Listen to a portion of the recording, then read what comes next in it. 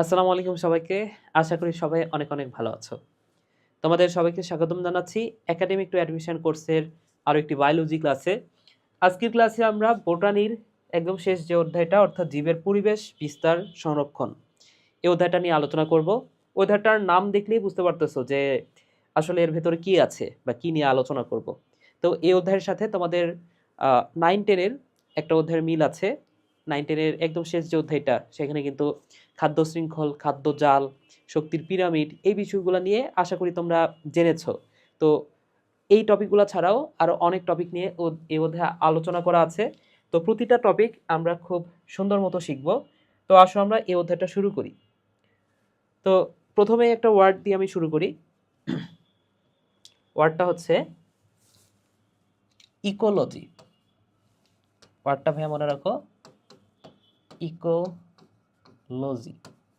তো একটা Greek word আছে, গ্রিক ওয়ার্ডটা হচ্ছে ওইকোস।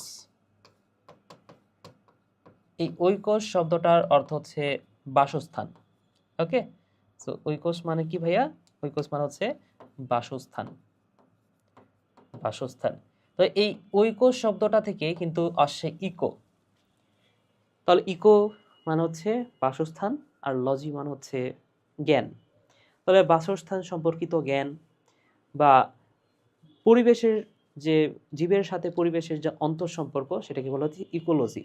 তো ইকোলজি নিয়ে আমরা সামনে পড়ব। আপাতত আমরা সামনের দিকে আগাই। তাহলে এই ইকোলজি শব্দটা, এটার প্রবর্তক কে আসলে? মনে রাখো, ইকোলজি শব্দটা সর্বপ্রথম ব্যবহার করেন রাইটার, রাইটার। আচ্ছা, এই কথাটা মনে রাখতে হবে। স্পেসিস শব্দটা সর্বপ্রথম প্রবর্তন করে কে?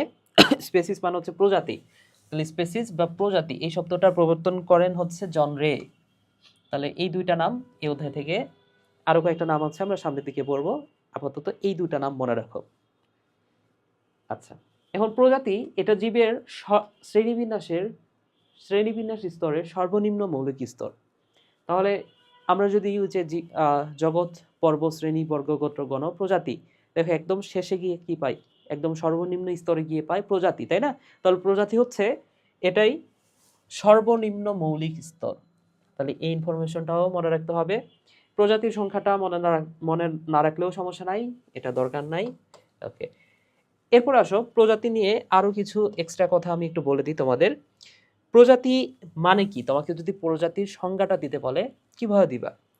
তো এভাবে দিতে পারো, বিভিন্ন বৈশিষ্ট্যে বিভিন্ন বৈশিষ্ট্যে বৈশিষ্ট্যে সর্বাধিক সর্বাধিক মিল সম্পন্ন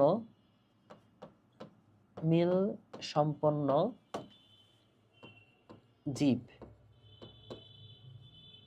যারা, তাহলে বিভিন্ন বৈশিষ্ট্যে সর্বাধিক মিল সম্পন্ন জীব যারা যারা নিজেদের মধ্যে, তাহলে যারা নিজেদের মধ্যে মধ্যে যৌন জননের মাধ্যমে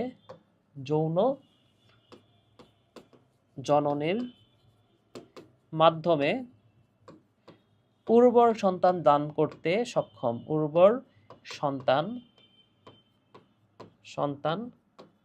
দান করতে সক্ষম, তাদেরকে আমরা বলবো প্রজাতি, তাই না? তাহলে বিভিন্ন বৈশিষ্ট্যে সর্বাধিক মিল সম্পন্ন হইতে হবে। সর্বাধিক মিল সম্পন্ন না হলে তারা একই প্রজাতি না, ভিন্ন প্রজাতি হবে। তাহলে একই প্রজাতি বলতে কি বোঝানো হচ্ছে? সর্বাধিক বৈশিষ্ট্যে মিল সম্পন্ন জীব যারা নিজেদের মধ্যে যৌন জননের মাধ্যমে উর্বর সন্তান দান করতে পারে। কিন্তু অন্য প্রজাতি, তাহলে দেখো আমরা তাদেরকে আমরা কি বলি? প্রজাতি। তাহলে আমরা এখান থেকে একটা বিষয় অন্তত কনফার্ম, আচ্ছা এটা হচ্ছে ক নম্বরের জন্য তোমাদের মুখস্থ রাখতে হবে। খুব সিম্পল, কিন্তু জাস্ট একটু বুঝে বুঝে পড়লেই কিন্তু এটা কখনোই মুখস্থ করতে হবে না। তাহলে এইখান থেকে আমরা ছোট্ট একটা বিষয় বুঝে গেলাম যে একই প্রজাতির মধ্যে যদি যৌন জনন ঘটে, একটা বিষয় কিন্তু আমরা কনফার্ম, সেটা হচ্ছে একই প্রজাতির মধ্যে যদি যৌন জনন যদি ঘটে, সেই ক্ষেত্রে সন্তানটা কেমন হবে? সন্তানটা হবে উর্বর সন্তান। আর যদি ভিন্ন প্রজাতির মধ্যে যৌন জনন ঘটে তাহলে কি হবে? ভিন্ন প্রজাতির মধ্যে যৌন জনন ঘটে তাহলে কি হবে? সন্তানটা হবে অনুর্বর, অনুর্বর, তাই না? তাহলে দেখো আমরা একটা বিষয় কনফার্ম, একটা প্রজাতির মধ্যে, একই প্রজাতির মধ্যে যদি যৌন জনন হয় সন্তান হবে উর্বর, ভিন্ন প্রজাতির মধ্যে যদি যৌন জনন হয় সন্তানটা হবে অনুর্বর। তো এই যে এই কনসেপ্টটা, এই কনসেপ্টটাকে একটা স্পেশাল নামে ডাকা হয় বায়োলজিতে। তাহলে এই যে এখানে যে কনসেপ্টটা আমরা পাইলাম, উর্বর সন্তান অনুর্বর সন্তানের যে কনসেপ্ট, এই কনসেপ্টটাকে বায়োলজিতে যে নামে ডাকা হয় সেটা হচ্ছে বায়োলজিক্যাল, এটাকে বলা হয় বায়োলজিক্যাল, বায়ো ধরু বারবার শুধু বানান ভুল হচ্ছে, biological species concept, species concept, এই কথাটা ভাইয়া মনে রাখতে হবে, কনসেপ্ট। ওকে, তাহলে দেখো বায়োলজিক্যাল স্পিসিস কনসেপ্ট কি? ভিন্ন প্রজাতির মধ্যে যদি কোনো যৌন জনন ঘটে সেই ক্ষেত্রে সন্তানটা হবে অনুর্বর। যেমন এখানে অনুর্বর দুইটা প্রজাতির কথা বলা আছে। যেমন তুমি যদি লায়ন, এই লায়নের সাথে টাইগারের জনন ঘটাও, সেই ক্ষেত্রে যেই জীবটা জন্মগ্রহণ করবে সেটা হচ্ছে অনুর্বর। কারণ কি? লায়ন একটা প্রজাতি, টাইগার আরেকটা প্রজাতি, এদের মধ্যে যদি যৌন জনন ঘটাও সেই ক্ষেত্রে কি হবে ভাইয়া? সেই ক্ষেত্রে যে জীবটা তৈরি হবে সেটাকে বলা হচ্ছে লাইগার, এবং এই লাইগার এর হচ্ছে অনুর্বর একটা প্রজাতি। আশা করি বুঝতে পেরেছো। তাহলে lion, tiger, liger, lion, tiger, liger নামের সাথে মিল আছে, এখানে প্রথম আর এখানে শেষ অংশ, তাহলে লাইগার। এবং আরেকটা মনে রাখো, গাধা আর ঘোড়ার সংমিশ্রণে যে অনুর্বর প্রজাতি তার নাম হচ্ছে খচ্চর। এখানে আবার নামের মিল নাই, তো এটা একটু মুখস্থই রাখতে হবে। গাধা ঘোড়া, গাধা ঘোড়া খচ্চর, ঠিক আছে ভাইয়া? ওকে, এখানে বাংলাদেশে কিছু প্রজাতির সংখ্যা দেওয়া আছে। সো তুমি যদি খেয়াল করে দেখো যে এখানে আবৃতবীজী উদ্ভিদ, আবৃতবীজী উদ্ভিদ তো বিভিন্ন রকম আছে। তো এখানে প্রজাতির সংখ্যা কতগুলা? 3611টা। ছত্রাক, ছত্রাকের প্রজাতি কয়টা আছে? ছত্রাকের প্রজাতি হচ্ছে 275টা। তাহলে জিনিসটা হচ্ছে ছত্রাক, কিন্তু তার আবার ওই ছত্রাকের মধ্যে বিভিন্ন ধরনের প্রকারভেদ আছে। তাহলে বিভিন্ন প্রকারভেদ, বিভিন্ন প্রজাতি, বুঝতে পেরেছ? আচ্ছা, যাই হোক, তাহলে এইখানে বাংলাদেশে বিভিন্ন, এই যে বাংলাদেশে বিভিন্ন প্রজাতির সংখ্যা দেয়া আছে। তো এই সংখ্যাগুলো আসলে মুখস্থ করার দরকার হয় না একাডেমিকের জন্য। তবে এইখান থেকে মাঝে মাঝে অ্যাডমিশনে দু একটা জায়গাতে কিন্তু প্রশ্ন আসছে, এবং এখান থেকে মাঝে মাঝে প্রশ্ন আসে, খুব বেশি প্রশ্ন হয় বিষয়টা এমন না, মাঝে মাঝে প্রশ্ন আসে। তো এটা আসলে তোমাদের তো আসলে মুখস্থ হওয়ার কথা না, কারণ তুমি এতগুলা সংখ্যা কিভাবে মনে রাখবে, তাই না?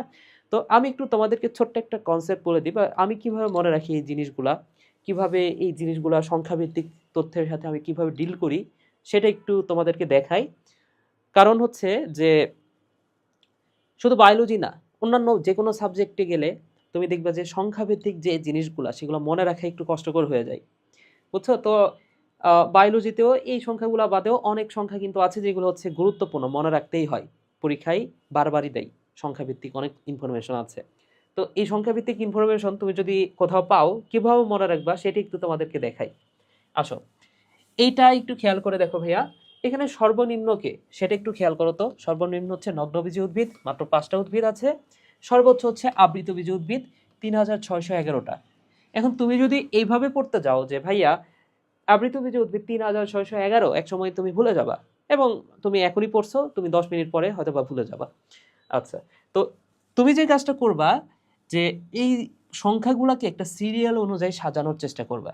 তাহলে দেখো সর্বনিম্নকে বলো তো ভাইয়া। সর্বনিম্ন হচ্ছে আমরা পাইলাম নগ্নবীজী, নগ্নবীজী, এবং সর্বোচ্চ সংখ্যাকার আবৃতবীজী, আবৃতবীজী। ওকে, তো এইটা একটা সাজাইলা। ওকে, ঠিক আছে, এতটুকু সাজাইলা। তাহলে দেখো এটা আমরা সপ্তম অধ্যায় নিয়ে পড়লাম, নগ্নবীজী আর আবৃতবীজী, এটা কি সপ্তম অধ্যায়ের পড়া। এরপরে দেখো ভাইয়া, এই নগ্নবীজীর পরে জাস্ট একটা কথা মনে রাখো, নগ্নবীজীর পরে একটু এক্সট্রা ভাবে মনে রাখো, ব্যাকটেরিয়া আছে। নগ্নবীজীর পরে আছে ব্যাকটেরিয়া, ব্যাকটেরিয়া।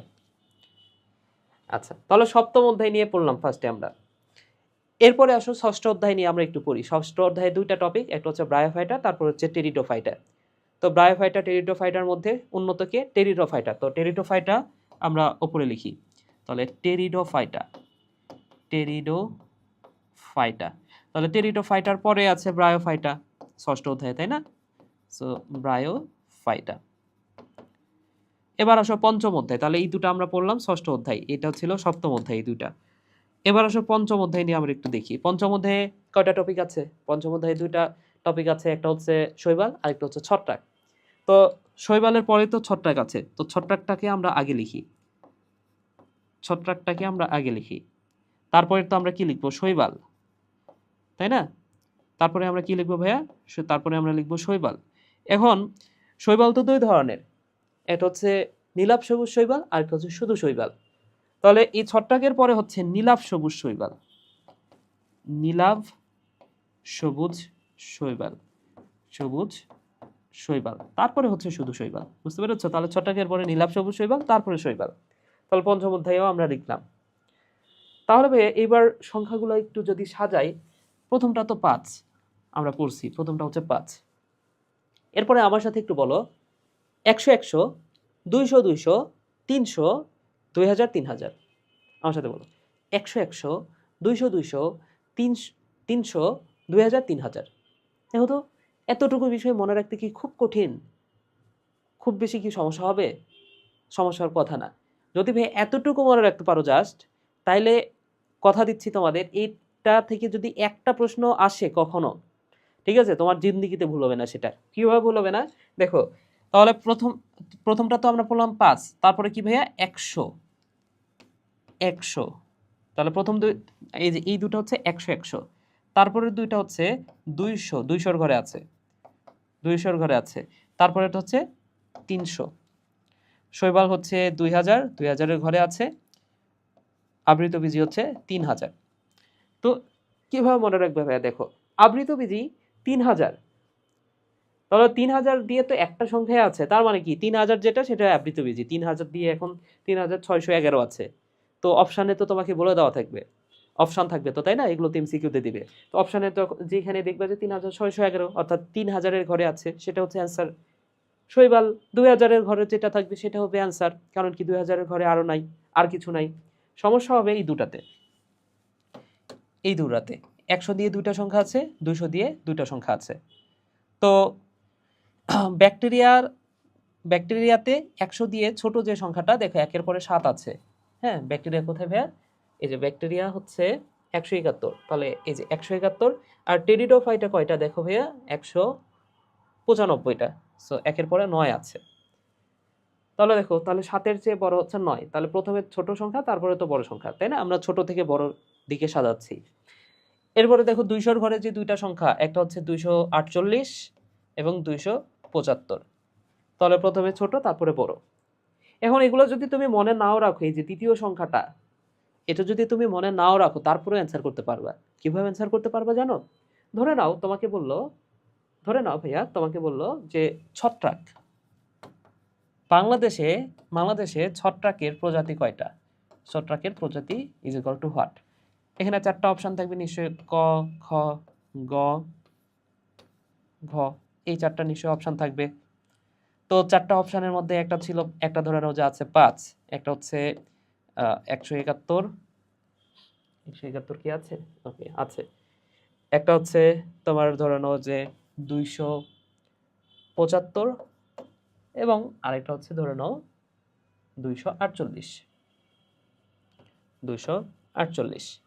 তো কিভাবে বুঝবা যে কোনটা হবে? প্রথমে বলে দিই, এখানে যে অপশনগুলো থাকবে, অপশনগুলো কিন্তু এর মধ্যে থাকবে, তোমাকে কিন্তু বানাইয়া অপশন দিবে না যে 245 একটা, 248, 275, 290, এভাবে কিন্তু বানাই দিবে না। এইখানে যে সংখ্যাগুলো আছে সেইগুলাই তোমাকে অপশানে তুলে দিবে।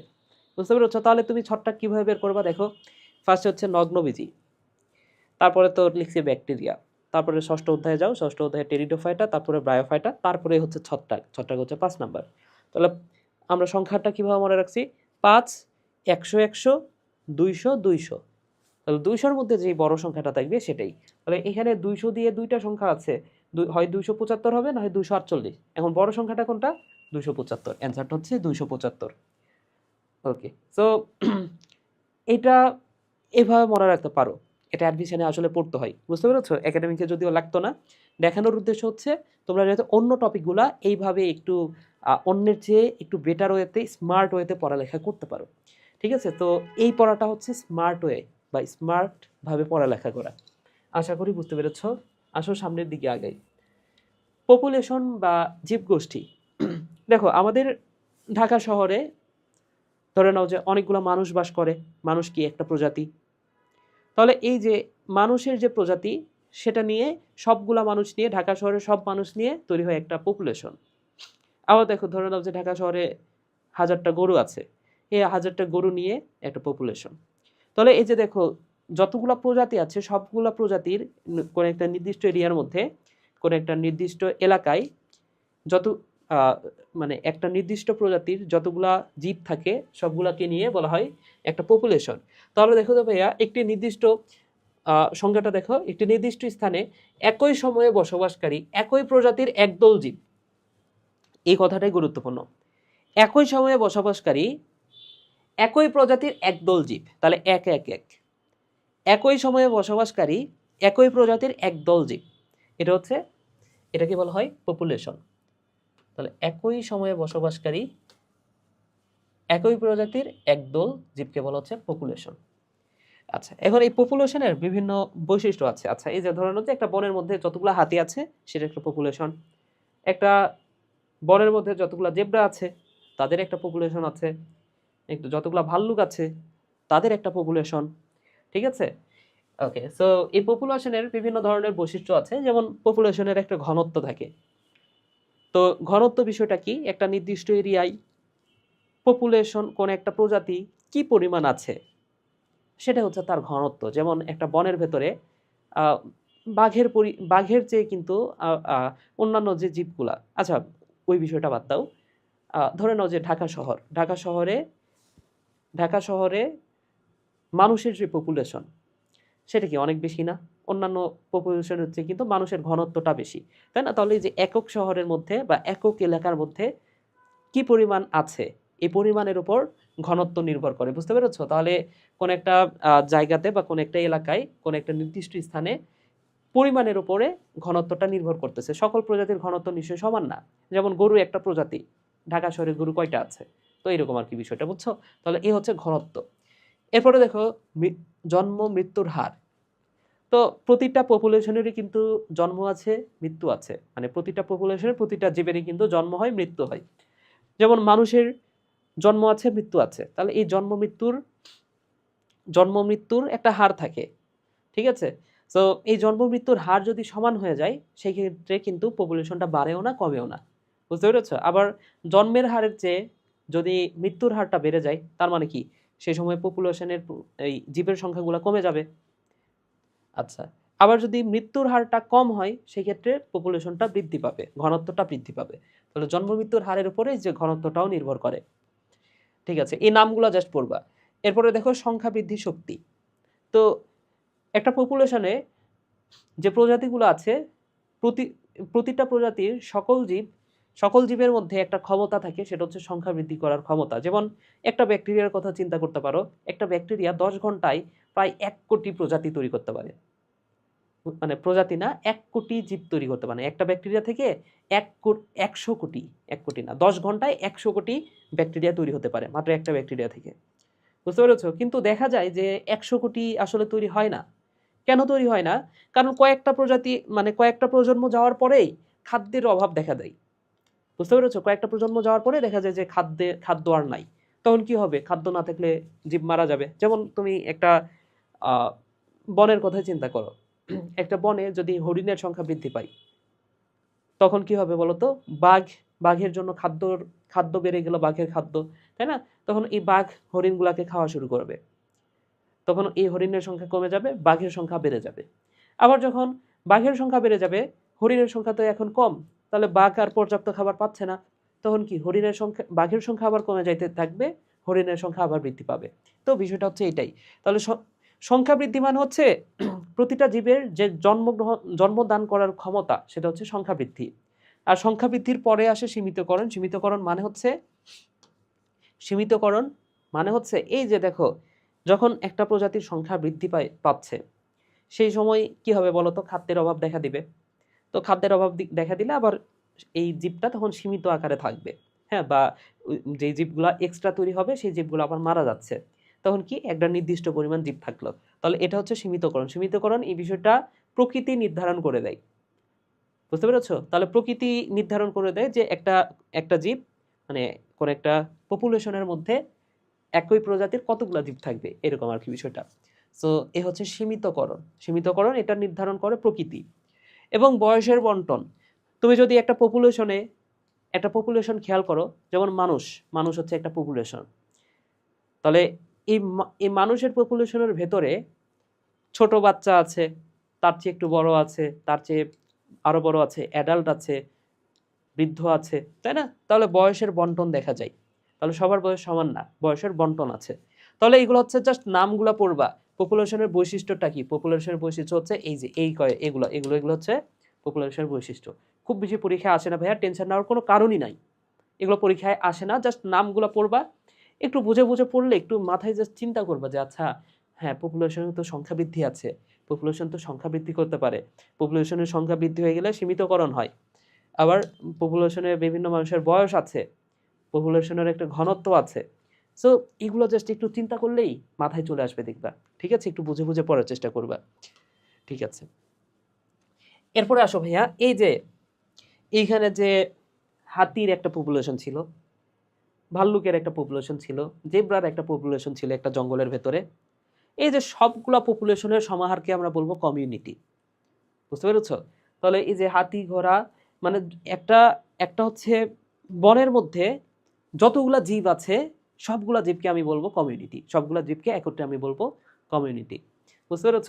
তাহলে কমিউনিটি কি ভাইয়া? কমিউনিটি মানে হচ্ছে জীব সম্প্রদায়।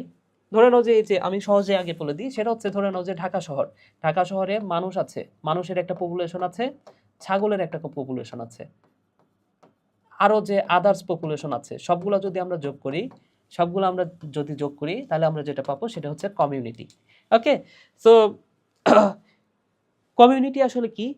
কমিউনিটি হচ্ছে এই যে যত জীব আছে এই জীবের মধ্যে যে সম্পর্ক সেটা হচ্ছে কমিউনিটি। ঠিক আছে, কোন একটা নির্দিষ্ট এরিয়ার মধ্যে বা কোন একটা নির্দিষ্ট এলাকার ভেতরে যে উদ্ভিদ এবং প্রাণী বাস করে, অর্থাৎ যত জীব বাস করে তাদের মধ্যে যে পারস্পরিক ক্রিয়া, এটা হচ্ছে কমিউনিটি। দেখো, জীব সম্প্রদায় হলো একটি নির্দিষ্ট স্থানে, তাহলে একটা নির্দিষ্ট স্থান এবং একটা নির্দিষ্ট পরিবেশে উদ্ভিদ এবং প্রাণী, তাহলে এই উদ্ভিদ এবং প্রাণীসমূহের প্রাকৃতিক সমাবেশ।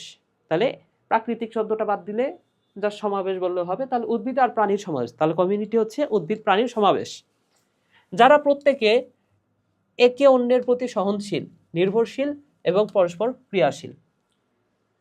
তাহলে এটা হচ্ছে কমিউনিটি হচ্ছে উদ্ভিদ এবং প্রাণীর সমাবেশ, যারা একে অপরের উপর নির্ভরশীল, সহনশীল এবং এই যে ক্রিয়াশীল, পরস্পরের উপর ক্রিয়াশীল। এটা হচ্ছে কমিউনিটি। আশা করি বুঝতে পেরেছো তোমরা। ঠিক আছে ভাইয়া, তাহলে কমিউনিটির বাংলাটা মনে রাখো, কমিউনিটির বাংলা হচ্ছে জীব সম্প্রদায়। ঠিক আছে, সো কমিউনিটি না দিয়ে তোমাকে যদি ওই জীব সম্প্রদায় বলে দেয় সেই সময় অনেক সময় ঘাবড়ায় যাইতে পারো যে কি বললো ভাইয়া। সো এখানে পপুলেশনের বাংলাটা কি ভাইয়া? জীবগোষ্ঠী। পপুলেশনের বাংলাটা হচ্ছে জীবগোষ্ঠী। আচ্ছা, এবার আসো এই যে কমিউনিটির জীব সম্প্রদায়, এই যে দেখো এখানে জীব সম্প্রদায় বলে ফেলছে। সো জীব সম্প্রদায় মানে কি? কমিউনিটি। কমিউনিটির বৈশিষ্ট্য আমরা পড়বো। আগে পড়ছি আমরা পপুলেশনের বৈশিষ্ট্য, এবার আমরা পড়বো কমিউনিটির বৈশিষ্ট্য। সো একটা কমিউনিটির ভেতরে প্রজাতির বিভিন্নতা আছে। যেমন একটু আগে বললাম এই ঢাকা শহরের এটাকে যদি একটা কমিউনিটি ধরা হয়, এখানে মানুষ আছে, গরু আছে, ছাগল আছে, পোকামাকড় আছে। তাহলে দেখো একটা কমিউনিটির মধ্যে বিভিন্ন প্রজাতির জীব থাকে, উদ্ভিদ থাকে। উদ্ভিদ এরাও তো জীব, তাই না?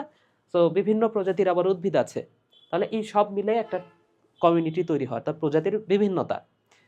এরপরে দেখো বৃদ্ধির ধরন এবং গঠন। তো একটা কমিউনিটিতে সকল প্রজাতি কিন্তু মানে একই রকম ভাবে বৃদ্ধি পায় না। যেমন এই ঢাকা শহরে মানুষ যেভাবে বৃদ্ধি পাচ্ছে, অন্যান্য জীব কি সেইভাবে বৃদ্ধি পাবে? পাবে না। আবার বন জঙ্গলে যাও, সেখানে কিন্তু অন্যান্য জীবই বেশি পরিমাণ বৃদ্ধি পাবে, তাই না? বা বন্য পরিবেশে যেই জীবগুলা বংশ বিস্তার করতে পারে ভালো, তারা সহজেই কিন্তু বৃদ্ধি পাবে। সেইখানে বন জঙ্গলে গিয়ে কিন্তু মানুষ সহজে বংশ বৃদ্ধি করতে পারবে না। কারণ কি? তারা সেখানে খাদ্য হয়তো বা নাও পাইতে পারে। আচ্ছা, তাহলে এই যে বৃদ্ধির ধরন এবং গঠন একটা কমিউনিটির, এটা একটা বৈশিষ্ট্য।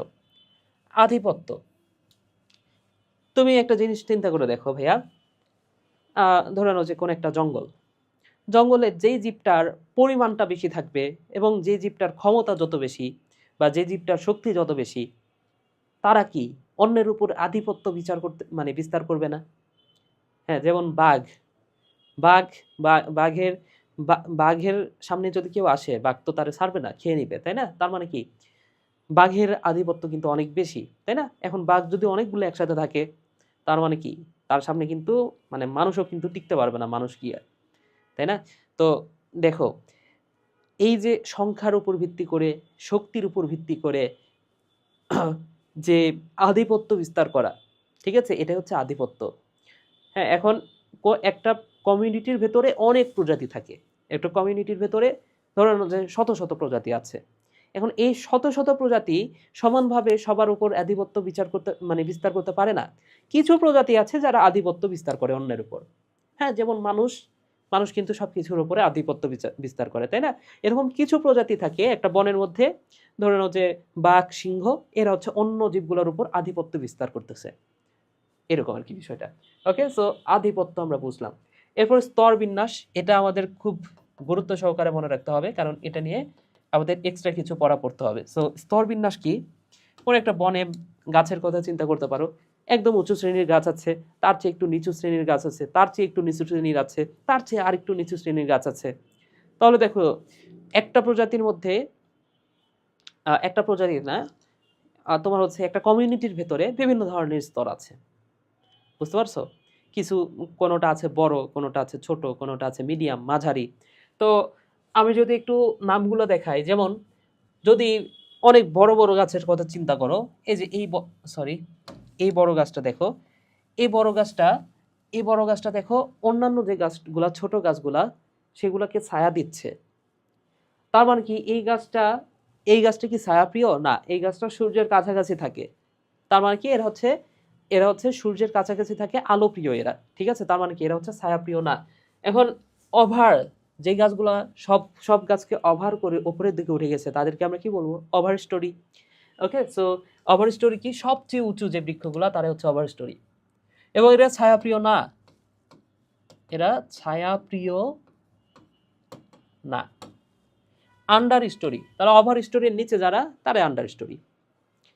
তাহলে এই ওভার স্টোরি থেকে অপেক্ষাকৃত কম উচ্চতর যে বৃক্ষগুলা, তাহলে এরাও কিন্তু ছায়াপ্রিয় না। হ্যাঁ, এরাও এই গাছের চেয়ে ছোট, তবে এমন ছোট না যে একদমই ছোট হয়ে গেল, এমন না, ঠিক আছে? সো এটা হচ্ছে আন্ডার স্টোরি। আচ্ছা, এরপরে দেখো ট্রান্সগ্রেসিভ, নামটা মনে রাখো ভাইয়া, ওভার আন্ডার তো সহজে মনে থাকবে, তো ট্রান্সগ্রেসিভ এই নামটা একটু মনে রাখতে হবে। তো ট্রান্সগ্রেসিভ বলতে এই যে মিডিয়াম স্তরের যে গাছগুলা বোঝানো হচ্ছে, সেটা হচ্ছে ট্রান্সগ্রেসিভ। আচ্ছা, সো ট্রান্সগ্রেসিভ মানে হচ্ছে যে ছায়াপ্রিয় যে উদ্ভিদগুলো আছে, তাদেরকে আমরা বলবো ভাইয়া ট্রান্সগ্রেসিভ। আচ্ছা, এর চেয়েও ছোট যে গাছগুলা, আচ্ছা, সবচেয়ে নিচে দেখো ভূসংলগ্ন, যেটা ভূসংলগ্ন মাটির সাথে একদম মিশে থাকে, এই যে মাটির সাথে যেটা লেগে থাকে, সেগুলোকে আমরা কি বলবো? ভূসংলগ্ন। যেমন ঘাসের কথা বলতে পারো, ঘাস কি একদম ভূসংলগ্ন। তো এই ভূসংলগ্ন, এইখান থেকে সবচেয়ে ইম্পর্ট্যান্ট যে কথাটা, সেটা হচ্ছে এইখানে এই মাটির সাথে যেহেতু মৃত যে জীবগুলা, মৃত পশু পাখি, এগুলা মাটির সাথে পচে গেলে কিন্তু সেখানে হিউমাস তৈরি হয়। তাহলে কোন স্তরটা হিউমাস সমৃদ্ধ অঞ্চলে জন্মায়? সেটা হচ্ছে এই যে ভূসংলগ্ন স্তর। তাহলে এই স্তর প্রচুর হিউমাস, এখানে কি থাকে? প্রচুর পরিমাণ হিউমাস থাকে। এই স্তরে বিভিন্ন প্রকার ব্যাকটেরিয়া, ছত্রাক এবং পোকামাকড় থাকে। তাহলে এর মধ্যে এই ব্যাকটেরিয়া এবং ছত্রাক, এরা হচ্ছে বিয়োজক, এই কথাটা মনে রাখো। এরা হচ্ছে ভাইয়া বিয়োজক, এই কথাটা মনে রাখো। চারা স্তর, তাহলে এই ভূসংলগ্ন স্তরের উপরে আবার আছে চারা স্তর। চারা তো বোঝো, গাছের চারা।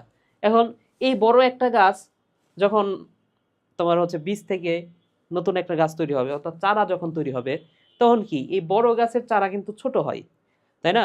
তাহলে এই যে এই ছোট্ট চারা, বড় বড় গাছের চারাটাকে আমরা বলবো চারা স্তর। অথবা এই যে ট্রান্সগ্রেসিভ যে স্তর মানে গাছগুলা পড়লাম, তার চেয়ে ছোট স্তরের এই যে এই গাছটা দেখো, হ্যাঁ, এটাকে আমরা বলতে পারি তৃণলতা বলতে পারি, তাই না? তাহলে এই ধরনের গাছ, তাহলে বড় বৃক্ষের চারা, তাহলে বড় বড় বৃক্ষের যে চারা সেইটা বা তৃণ জাতীয় যে উদ্ভিদগুলো আছে তারা হচ্ছে চারা স্তরে গঠন করে। তাহলে এই হচ্ছে স্তর বিন্যাস নিয়ে আমরা পড়লাম, এটা হচ্ছে স্তর বিন্যাস। এরপর আসলে ক্রমাগণন। ক্রমাগণন মানে কি? ক্রমাগণন মানে হচ্ছে কমিউনিটির পরিবর্তন, এটা আমরা বলতে পারি। হ্যাঁ, কমিউনিটি কিন্তু সবসময় একই রকম থাকে না, তাহলে এটাকে আমরা বলতে পারি ভাইয়া কমিউনিটির পরিবর্তন। কমিউনিটির পরিবর্তন। যেমন একটা কমিউনিটি অলওয়েজ কিন্তু একই রকম থাকে না। যেমন অ্যাকুরিয়ামের কথা চিন্তা করো। অ্যাকুরিয়াম, তোমাদের যাদের বাসাতে অ্যাকুরিয়াম আছে, অ্যাকুরিয়ামে যে মাছগুলা থাকে, মাছের সাথে অনেক সময় সৌন্দর্য বৃদ্ধি করার জন্য অনেক গাছও রাখে, তাই না? আবার এখানে অটোমেটিক কিন্তু অণুজীবগুলা থাকে। তো দেখা যায় যে কিছুদিনের মধ্যে ওই অ্যাকুরিয়ামটা দেখবা যে ময়লা হয়ে গেছে। অ্যাকুরিয়ামটা বিভিন্ন খারাপ পদার্থ বা পচনশীল কিছু পদার্থের কারণে এই অ্যাকুরিয়ামটা দেখা যাচ্ছে যে অন্যরকম কালার হয়ে গেছে। মানে প্রথমে যখন তুমি পরিষ্কার করে অ্যাকুরিয়ামটা রাখলা একদম স্বচ্ছ, কিন্তু কিছুদিন পরে দেখবা যে ময়লা দ্বারা ভর্তি হয়ে গেছে। এরকম একটা পুকুরের কথা চিন্তা করো। একটা পুকুরে তো অনেক ধরনের জীব বাস করে, তার মানে কি পুকুরে একটা কমিউনিটি আছে পুকুরে। তো এই পুকুরের কমিউনিটি প্রথমে যেমন থাকে, দিনের পর দিন এই পুকুরের যদি যত্ন না নেওয়া হয়, যত্ন না নিলে এই পুকুরটা দেখবে একসময় জঙ্গল হয়ে গেছে, তাই না? তাহলে এই কমিউনিটির এই যে পরিবর্তনটা, এটাকে আমরা বলবো ক্রমাগণন। এরপরে দেখো খাদ্য স্তর গঠন এবং পুষ্টির স্বয়ংসম্পূর্ণতা। তো তোমরা খাদ্য শৃঙ্খল নিয়ে পড়েছ। প্রথম শ্রেণীর খাদক উৎপাদককে খায় কে? প্রথম শ্রেণীর খাদক, তাকে আবার খায় দ্বিতীয় শ্রেণীর খাদক, তাকে খায় তৃতীয় শ্রেণীর খাদক। তো এই যে খাদ্য স্তর গঠন হচ্ছে এর মাধ্যমে, ঠিক আছে? একজন আরেকজনকে খাওয়ার মাধ্যমে খাদ্য স্তর গঠন হইল। এরপরে দেখো ভাইয়া, সময়ের সাথে সাথে সম্প্রদায়ের পরিবর্তন। তুমি একটা জিনিস চিন্তা করো যে সব সময় কি একটা প্রজাতি সমানভাবে বৃদ্ধি পায় কোন একটা কমিউনিটিতে? যেমন একটা পুকুরে বর্ষাকালে জীবগুলা যে পরিমাণ বৃদ্ধি পাবে, বর্ষাকালে তো প্রচুর পরিমাণ খাদ্য আছে। কারণ কি? বর্ষাকালে পানি পানির পরিমাণটা বেড়ে যাচ্ছে, খাদ্যের পরিমাণটাও বাড়তেছে। তাহলে একটা জীব বর্ষাকালে যে পরিমাণ বংশবৃদ্ধি করতে পারবে, বা কোনো একটা মাছ বর্ষাকালে যে পরিমাণ তার সংখ্যা বৃদ্ধি করতে পারবে, অন্যান্য ঋতুতে শীতকালে কি সেই পরিমাণ পারবে? অবশ্যই পারবে না। তাহলে এই যে সময়ের সাথে সাথে সম্প্রদায়ের পরিবর্তন ঘটে, কোনো কোনো সময়ে সম্প্রদায় বৃদ্ধি পায়, কোনো সময়ে আবার হ্রাসও পেতে পারে, এর আর কি বিষয়। তাহলে দেখো কমিউনিটির বৈশিষ্ট্য এগুলা, জাস্ট নামগুলা পড়বা এবং যেগুলা মুখে মুখে বললাম এই কথাগুলো একটু মনে রাখার চেষ্টা করবা। ঠিক আছে ভাইয়া? ওকে।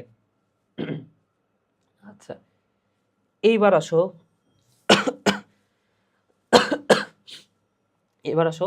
বায়োস্ফিয়ার। বায়োস্ফিয়ার মানে কি? বাংলাটা মনে রাখতে হবে ভাইয়া। বায়োস্ফিয়ার মানে হচ্ছে জীবমণ্ডল। জীবমণ্ডল। তাহলে এই জীবমণ্ডল আবার কমিউনিটির সমষ্টি। জীবমণ্ডল আবার কি ভাইয়া? জীবমণ্ডল হচ্ছে আবার কমিউনিটির সমষ্টি। দেখো ঢাকা শহরের একটা কমিউনিটি, রাজশাহী শহরের একটা কমিউনিটি, আদার্স আরও যে শহরগুলা তাদের একটা কমিউনিটি। এভাবে পৃথিবীতে যত কমিউনিটি আছে সব কমিউনিটির যোগফল হচ্ছে বায়োস্ফিয়ার বা জীবমণ্ডল। অর্থাৎ আমাদের পরিবেশে যত জীব আছে সবাই হচ্ছে জীবমণ্ডল, সবাইকে নিয়ে জীবমণ্ডল। জীব বলতে কি? উদ্ভিদ এবং প্রাণী। তাহলে দেখো ভাইয়া, সব জীবের সব কমিউনিটি, তাহলে সব কমিউনিটি মিলিতভাবে তৈরি করে জীবমণ্ডল বা বায়োস্ফিয়ার। তাহলে বায়োস্ফিয়ার হচ্ছে অনেক বড় একটা জায়গা, বুঝতে পেরেছ? বায়োস্ফিয়ার হচ্ছে অনেক বড় একটা জায়গা, হিউজ একটা বিশাল জায়গা। আচ্ছা, তো বায়োস্ফিয়ার হচ্ছে তাহলে সকল জীব। জীব বলতে কি বোঝানো হচ্ছে? জীব বলতে এখানে আছে উদ্ভিদ এবং প্রাণী। জীব বলতে এর ভেতরে আছে উদ্ভিদ ও প্রাণী। আচ্ছা, এখন এই যে প্রতিটি জীব বা এই যে জীবমণ্ডল, এরা কার উপর নির্ভরশীল বলো দেখি ভাইয়া? আমরা কার উপর, কিসের উপর নির্ভরশীল? আমরা নির্ভরশীল আরেকটা জীবের উপরে, আবার আমরা নির্ভরশীল একটা জড় বস্তুর উপরে, তাই না? যেমন এই যে আমি লিখতেছি কার উপরে? জড় বস্তুর উপরে। উদ্ভিদ উদ্ভিদ কি করতেছে? সূর্যের আলো থেকে শক্তি পাচ্ছে। তাহলে এই যে সূর্যের আলো এটা কি? এটা হচ্ছে জড় বস্তু, তাই না? আমরা আমাদের আশেপাশে আমরা যে মাটিতে হাঁটতেছি, মাটি যদি না থাকতো কি হইতো আমাদের অবস্থা? আমাদের চারপাশে যদি বায়ুমণ্ডল না থাকতো তাহলে কি অবস্থা হইতো? চিন্তা করো তো। তাহলে প্রতিটা জীবমণ্ডলের প্রতিটা জীব কার উপর নির্ভরশীল? ভৌত পরিবেশের উপর নির্ভরশীল বা জড় পরিবেশের উপর নির্ভরশীল। ঠিক আছে? তাহলে এই প্রতিটা জীব কার উপর নির্ভরশীল ভাইয়া? এই যে ভৌত পরিবেশের মধ্যে নির্ভরশীল। ভৌত পরিবেশের উপর নির্ভরশীল। এখন ভৌত পরিবেশের উপাদানগুলো কি কি? ভৌত পরিবেশের মধ্যে আছে বায়ুমণ্ডল, বায়ুমণ্ডল, অশ্বমণ্ডল। তাহলে ভৌত পরিবেশ আবার কি কি? ভৌত পরিবেশ হচ্ছে বায়ুমণ্ডল, অশ্বমণ্ডল, বায়ুমণ্ডল। সো ইংলিশটাও জানতে হবে। এখানে অ্যাটমসফিয়ার, অ্যাটমসফিয়ার মানে হচ্ছে বায়ুমণ্ডল। হাইড্রো কথাটার অর্থ হচ্ছে জল বা পানি। সো হাইড্রোস্ফিয়ার মানে হচ্ছে বায়ুমণ্ডল বা পানিমণ্ডল। লিথ কথাটার অর্থ হচ্ছে পাথর বা এখানে মাটিকে বোঝানো হচ্ছে। সো মাটিমণ্ডল বা অশ্বমণ্ডল। আশা করি বুঝতে পেরেছো ভাইয়া। তাহলে দেখো এখানে যত জীব আছে উদ্ভিদ প্রাণী তারা হচ্ছে বায়োস্ফিয়ার। আর বায়োস্ফিয়ার কার উপর নির্ভরশীল? এই যে বায়োস্ফিয়ার নির্ভরশীল হচ্ছে লিথোস্ফিয়ারের ওপর, পানির ওপর, হাইড্রোস্ফিয়ারের ওপর এবং অ্যাটমসফিয়ারের ওপর। ঠিক আছে ভাইয়ারা, আশা করি তোমরা খুব সুন্দর মতোই বিষয়টা বুঝেছো। এবার আসো আরেকটা বিষয়, ইকোস্ফিয়ার। ইকোস্ফিয়ার কি? বায়োস্ফিয়ার ও বায়োস্ফিয়ারের সাথে বায়ুমণ্ডল, বায়ুমণ্ডল, অশ্বমণ্ডলের অন্তঃক্রিয়াকে বলা হচ্ছে ইকোস্ফিয়ার। আচ্ছা, সো আমরা একটা বিষয় দেখছি, সেটা হচ্ছে প্রজাতি আমরা দেখেছি। এর আগের পেজে এটা লিখি, এই পেজে না লিখে আগের পেজে লিখি। আমরা একদম শুরুতে কি পড়েছি? প্রজাতি। তো মানে একটা প্রজাতির সকল জীব মিলে, একই প্রজাতির সকল জীব মিলে কি তৈরি করে? আমরা দেখেছি পপুলেশন তৈরি করে। তাহলে একটা নির্দিষ্ট স্থানে সকল পপুলেশন মিলে কি তৈরি হয়? তৈরি হয় কমিউনিটি। আর সকল কমিউনিটি নিয়ে তৈরি হচ্ছে বায়োস্ফিয়ার। তাহলে এই বায়োস্ফিয়ারটা আবার কার উপর নির্ভর করতেছে? আমরা দেখেছি এই বায়োস্ফিয়ার আবার নির্ভর করতেছে কার উপরে ভাইয়া? এই যে ভৌত পরিবেশের উপরে। এখন এই যে ভৌত পরিবেশ আর বায়োস্ফিয়ার, এদের মধ্যে যে সম্পর্ক, অর্থাৎ জীবের সাথে জড়র যে সম্পর্ক, সেটাকে আমরা আবার বলি ইকোস্ফিয়ার। এটা গুরুত্বপূর্ণ। ঠিক আছে? সো এখানে কি বলা আছে? সংজ্ঞাটা দেখো ভাইয়া, সংজ্ঞাটা দেখো। বায়োস্ফিয়ার আর বায়োস্ফিয়ারের সাথে বায়ুমণ্ডল, বায়ুমণ্ডল এবং অশ্বমণ্ডলের আন্তঃক্রিয়াকে বলা হচ্ছে ইকোস্ফিয়ার। তাহলে বায়োস্ফিয়ার মানে কি? আমরা জীব, জীব মানে কি? উদ্ভিদ আর প্রাণী। তাহলে এই উদ্ভিদ আর প্রাণীর সাথে জড় পরিবেশের যে সম্পর্ক, জড় পরিবেশ বলতে কি কি বোঝানো হচ্ছে? অ্যাটমসফিয়ার, লিথোস্ফিয়ার, হাইড্রোস্ফিয়ার, এদের যে সম্পর্ক সেটাকে আমরা বলি ইকোস্ফিয়ার। একত্রে বলা হয় ইকোস্ফিয়ার। তাহলে এই কথাটা ভাইয়া এটা অনেক গুরুত্বপূর্ণ কথা। এগুলো ক নাম্বারের জন্য, সবগুলোই ক নাম্বারের জন্য গুরুত্বপূর্ণ। আশা করি বুঝেছ। ওকে, তো পুকুরের বাস্তু সংস্থানে জীব উপাদান, পরের টপিকটা দেখো ভাইয়া। আগের টপিকগুলা আশা করি তোমরা খুব ভালো মতোই বুঝেছো। খুব বেশি কঠিন টপিক কিন্তু ছিল না, আমিও চেষ্টা করেছি সহজে বোঝানোর। ওকে, এবার দেখো পুকুরের বাস্তু সংস্থানে জীব উপাদান। একটা পুকুরে কি কি আছে?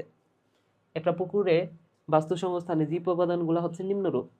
তাহলে এখানে আছে উৎপাদক, প্রথমে আছে উৎপাদক এবং তারপরে আছে খাদক। উৎপাদক কারা? একটা পুকুরে কি থাকে বলতো? সবুজ উদ্ভিদ, যাদেরকে বলা হচ্ছে ফাইটোপ্লাঙ্কটন। এখন এই যে নামের মধ্যে আছে প্লাঙ্কটন, প্লাঙ্কটন বলতে ক্ষুদ্র ক্ষুদ্র কোনো কিছুকে বোঝানো হচ্ছে। আর নামের শুরুতে আছে ফাইটো, ফাইটো মানে হচ্ছে উদ্ভিদ। তাহলে পানিতে ভাসমান ক্ষুদ্র উদ্ভিদ। ফাইটোপ্লাঙ্কটন কি ভাইয়া?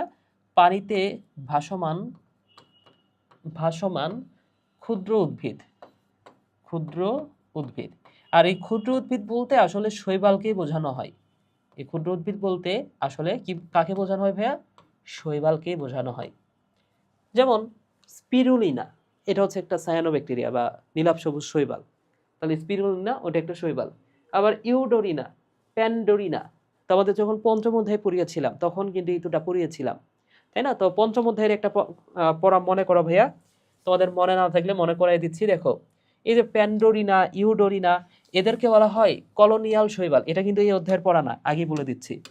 এটা হচ্ছে পঞ্চম অধ্যায়ে পড়িয়েছিলাম, তোমাদের একটু মনে করাই দিই। এরা হচ্ছে সচল কলোনিয়াল,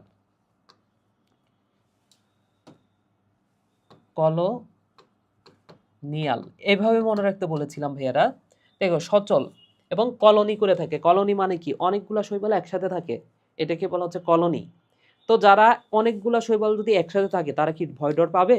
না। তাহলে নামের মধ্যে আছে ডোরিনা, নামের মধ্যে আছে ডরায় না। তাহলে যারা ডরায় না তারাই হচ্ছে কলোনিয়াল, কলোনি করে থাকে। এই কারণে তো ডরায় না। এই আর কি বিষয়। তো এগুলো হচ্ছে শৈবাল ভাইয়া।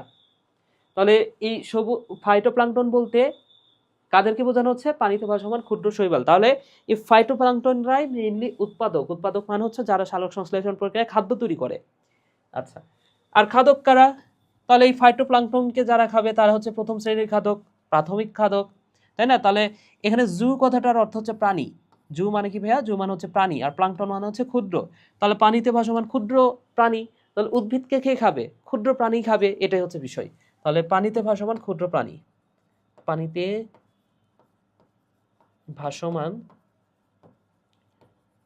ক্ষুদ্র প্রাণীকে বলা হচ্ছে জুওপ্লাঙ্কটন। এরপর হচ্ছে সেকেন্ডারি খাদক। তো সেকেন্ডারি খাদক কারা? যারা হচ্ছে এই জুওপ্লাঙ্কটনকে খায়, প্রাথমিক খাদককে খায়। টিটপুটি, মলা, খুলিসা। তো নামগুলো ভাইয়া একটু মুখস্থ করেই নিতে হবে। তোমাকে পরীক্ষায় কি করবে জানো? পরীক্ষায় তোমাকে বলবে, মানে জিনিসটা সহজ, জিনিসটা মনে হচ্ছে আসলে কিছুই না, কিন্তু তোমাকে পরীক্ষা দিলে এই বিষয়টা ভুল হবে। কেন জানো? এর কারণ হচ্ছে তোমাকে প্রশ্ন করলো যে কোনটি টারশিয়ারি খাদক বা কোনটি সেকেন্ডারি স্তরের খাদক, কোনটি সেকেন্ডারি স্তরের খাদক। ক নাম্বার অপশানে যখন দিবে আহ, গজার, গজার, হ্যাঁ। খ নম্বর অপশানে দিল ধরে নাও যে শোল, শোল। গ নাম্বার অপশানে দিল ধরে নাও যে মলা, হ্যাঁ। ঘ নাম্বার অপশানে আরেকটু কিছু দিল খলিশা। গ নাম্বার অপশানে দিল খলিশা। আচ্ছা। তো এই অপশানগুলো যখন দেখবা না, তখন তোমার নিজের কাছেই কেন জানি একটা কনফিউশন তৈরি হবে যে আচ্ছা খলিশা এই মাছটা তো আমি চিনি না আসলে। খলিশা এটা কি আসলে বড় মাছ নাকি ছোট মাছ? এটা আমি আসলে চিনি না। আমি নিজের কথা বলতেছি যে আমি এটা তো আসলে চিনি না। এখন আমার কিভাবে মনে থাকবে যে বা আমার পরীক্ষার হলে যখন হঠাৎ করে দেখব, কিভাবে মনে পড়বে যে এটা আসলে প্রথম শ্রেণীর খাদক নাকি দ্বিতীয় শ্রেণীর খাদক? তাই না? তো এই কারণে বইয়ে অল্প কিছু নাম আছে। এই অল্প কিছু নাম ভাইয়া একটু মুখস্থ করেই ফেলতে হবে। বুঝতে পারছো?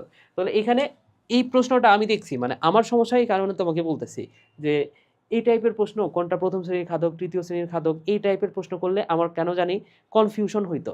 বেশিরভাগ ক্ষেত্রে তোমার মনে রাখার দরকার হবে না। কেন? কেন যে বোয়াল, চিতল, মাছরাঙা, বক, এগুলো তো টারশিয়ারি খাদক, এটা তো আমরা জানি। সমস্যা হবে কোথায়? যেগুলো হচ্ছে আনকমন নাম। হ্যাঁ, তো এই যে আনকমন নামগুলো আছে বা যেগুলো হচ্ছে আসলে যে মাছগুলো চেনো না, হ্যাঁ, বা যে প্রাণীগুলো আসলে কনফিউজড হয়ে যাও যে ব্যাং এটা কি দ্বিতীয় শ্রেণীর খাদক নাকি তৃতীয় স্তরের খাদক, এই বিষয়গুলো একটু মাথায় রাখতে হবে, একটু মনে রাখতে হবে। তাহলে এই তিনটা হচ্ছে ভাইয়া সেকেন্ডারি খাদক, এগুলো হচ্ছে টারশিয়ারি খাদক, এবং বিয়োগযুক্ত আমরা জানি ব্যাকটেরিয়া আর ছত্রাক, ডিকম্পোজার। এটা হচ্ছে ব্যাকটেরিয়া এবং ছত্রাক। ওকে।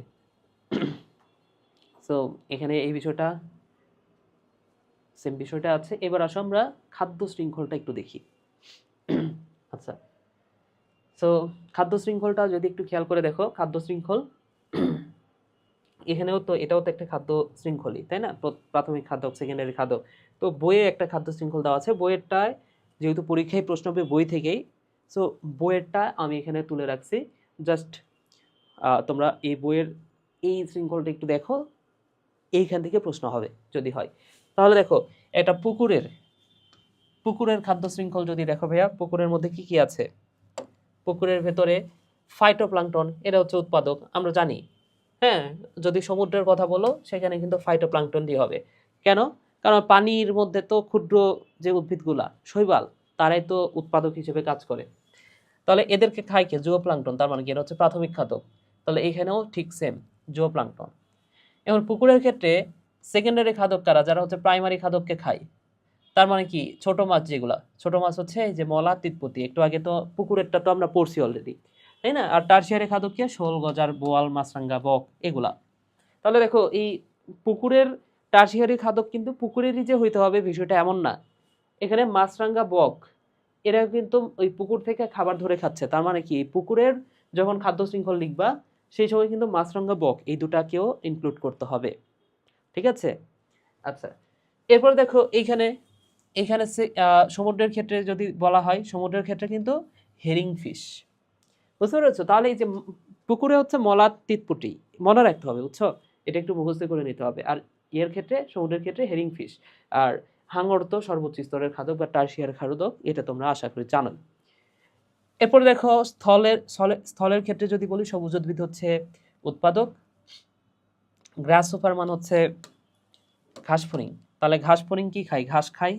সো গ্রাসহোপার মানে হচ্ছে ঘাস ফড়িং, ঘাস ফড়িং। এই ঘাস ফড়িংকে আবার খায় কে? ব্যাঙ খায়।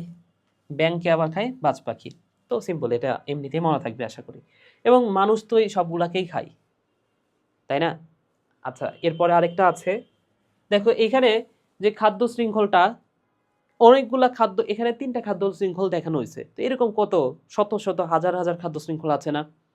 এই খাদ্য শৃঙ্খলগুলা যদি আমরা এক জায়গাতে করি, তাহলে যে জিনিসটা তৈরি হয় সেটা হচ্ছে খাদ্য জাল বা ফুড ওয়েব। এই খাদ্য জালের আরেকটা নাম কি? এটাকে বলা হয় ফুড ওয়েব বা খাদ্য জাল। তাহলে খাদ্য জাল কিভাবে তৈরি হচ্ছে দেখো, এই যে ফাইটোপ্লাঙ্কটন কোথায় তৈরি হয়? ফাইটোপ্লাঙ্কটন তৈরি হয় ভাইয়া পুকুরে। এখন পুকুরে বা সমুদ্রে যেখানেই বলি, এখন এই ফাইটোপ্লাঙ্কটনকে জুওপ্লাঙ্কটনও খায়, ছোট মাছও খায়। হ্যাঁ, জুওপ্লাঙ্কটন এখানেও আছে। আচ্ছা, যাই হোক, জুওপ্লাঙ্কটন দুইবার লিখছে। তাহলে জুওপ্লাঙ্কটনও খায়, ছোট মাছও খায় এই ফাইটোপ্লাঙ্কটনকে। আবার দেখো জুওপ্লাঙ্কটনকে কারা খায়? ছোট মাছ খায়। আবার জুওপ্লাঙ্কটনকে যে ছোট মাছই খাবে বিষয়টা এমন না, বড় মাছেরাও খায়, তাই না?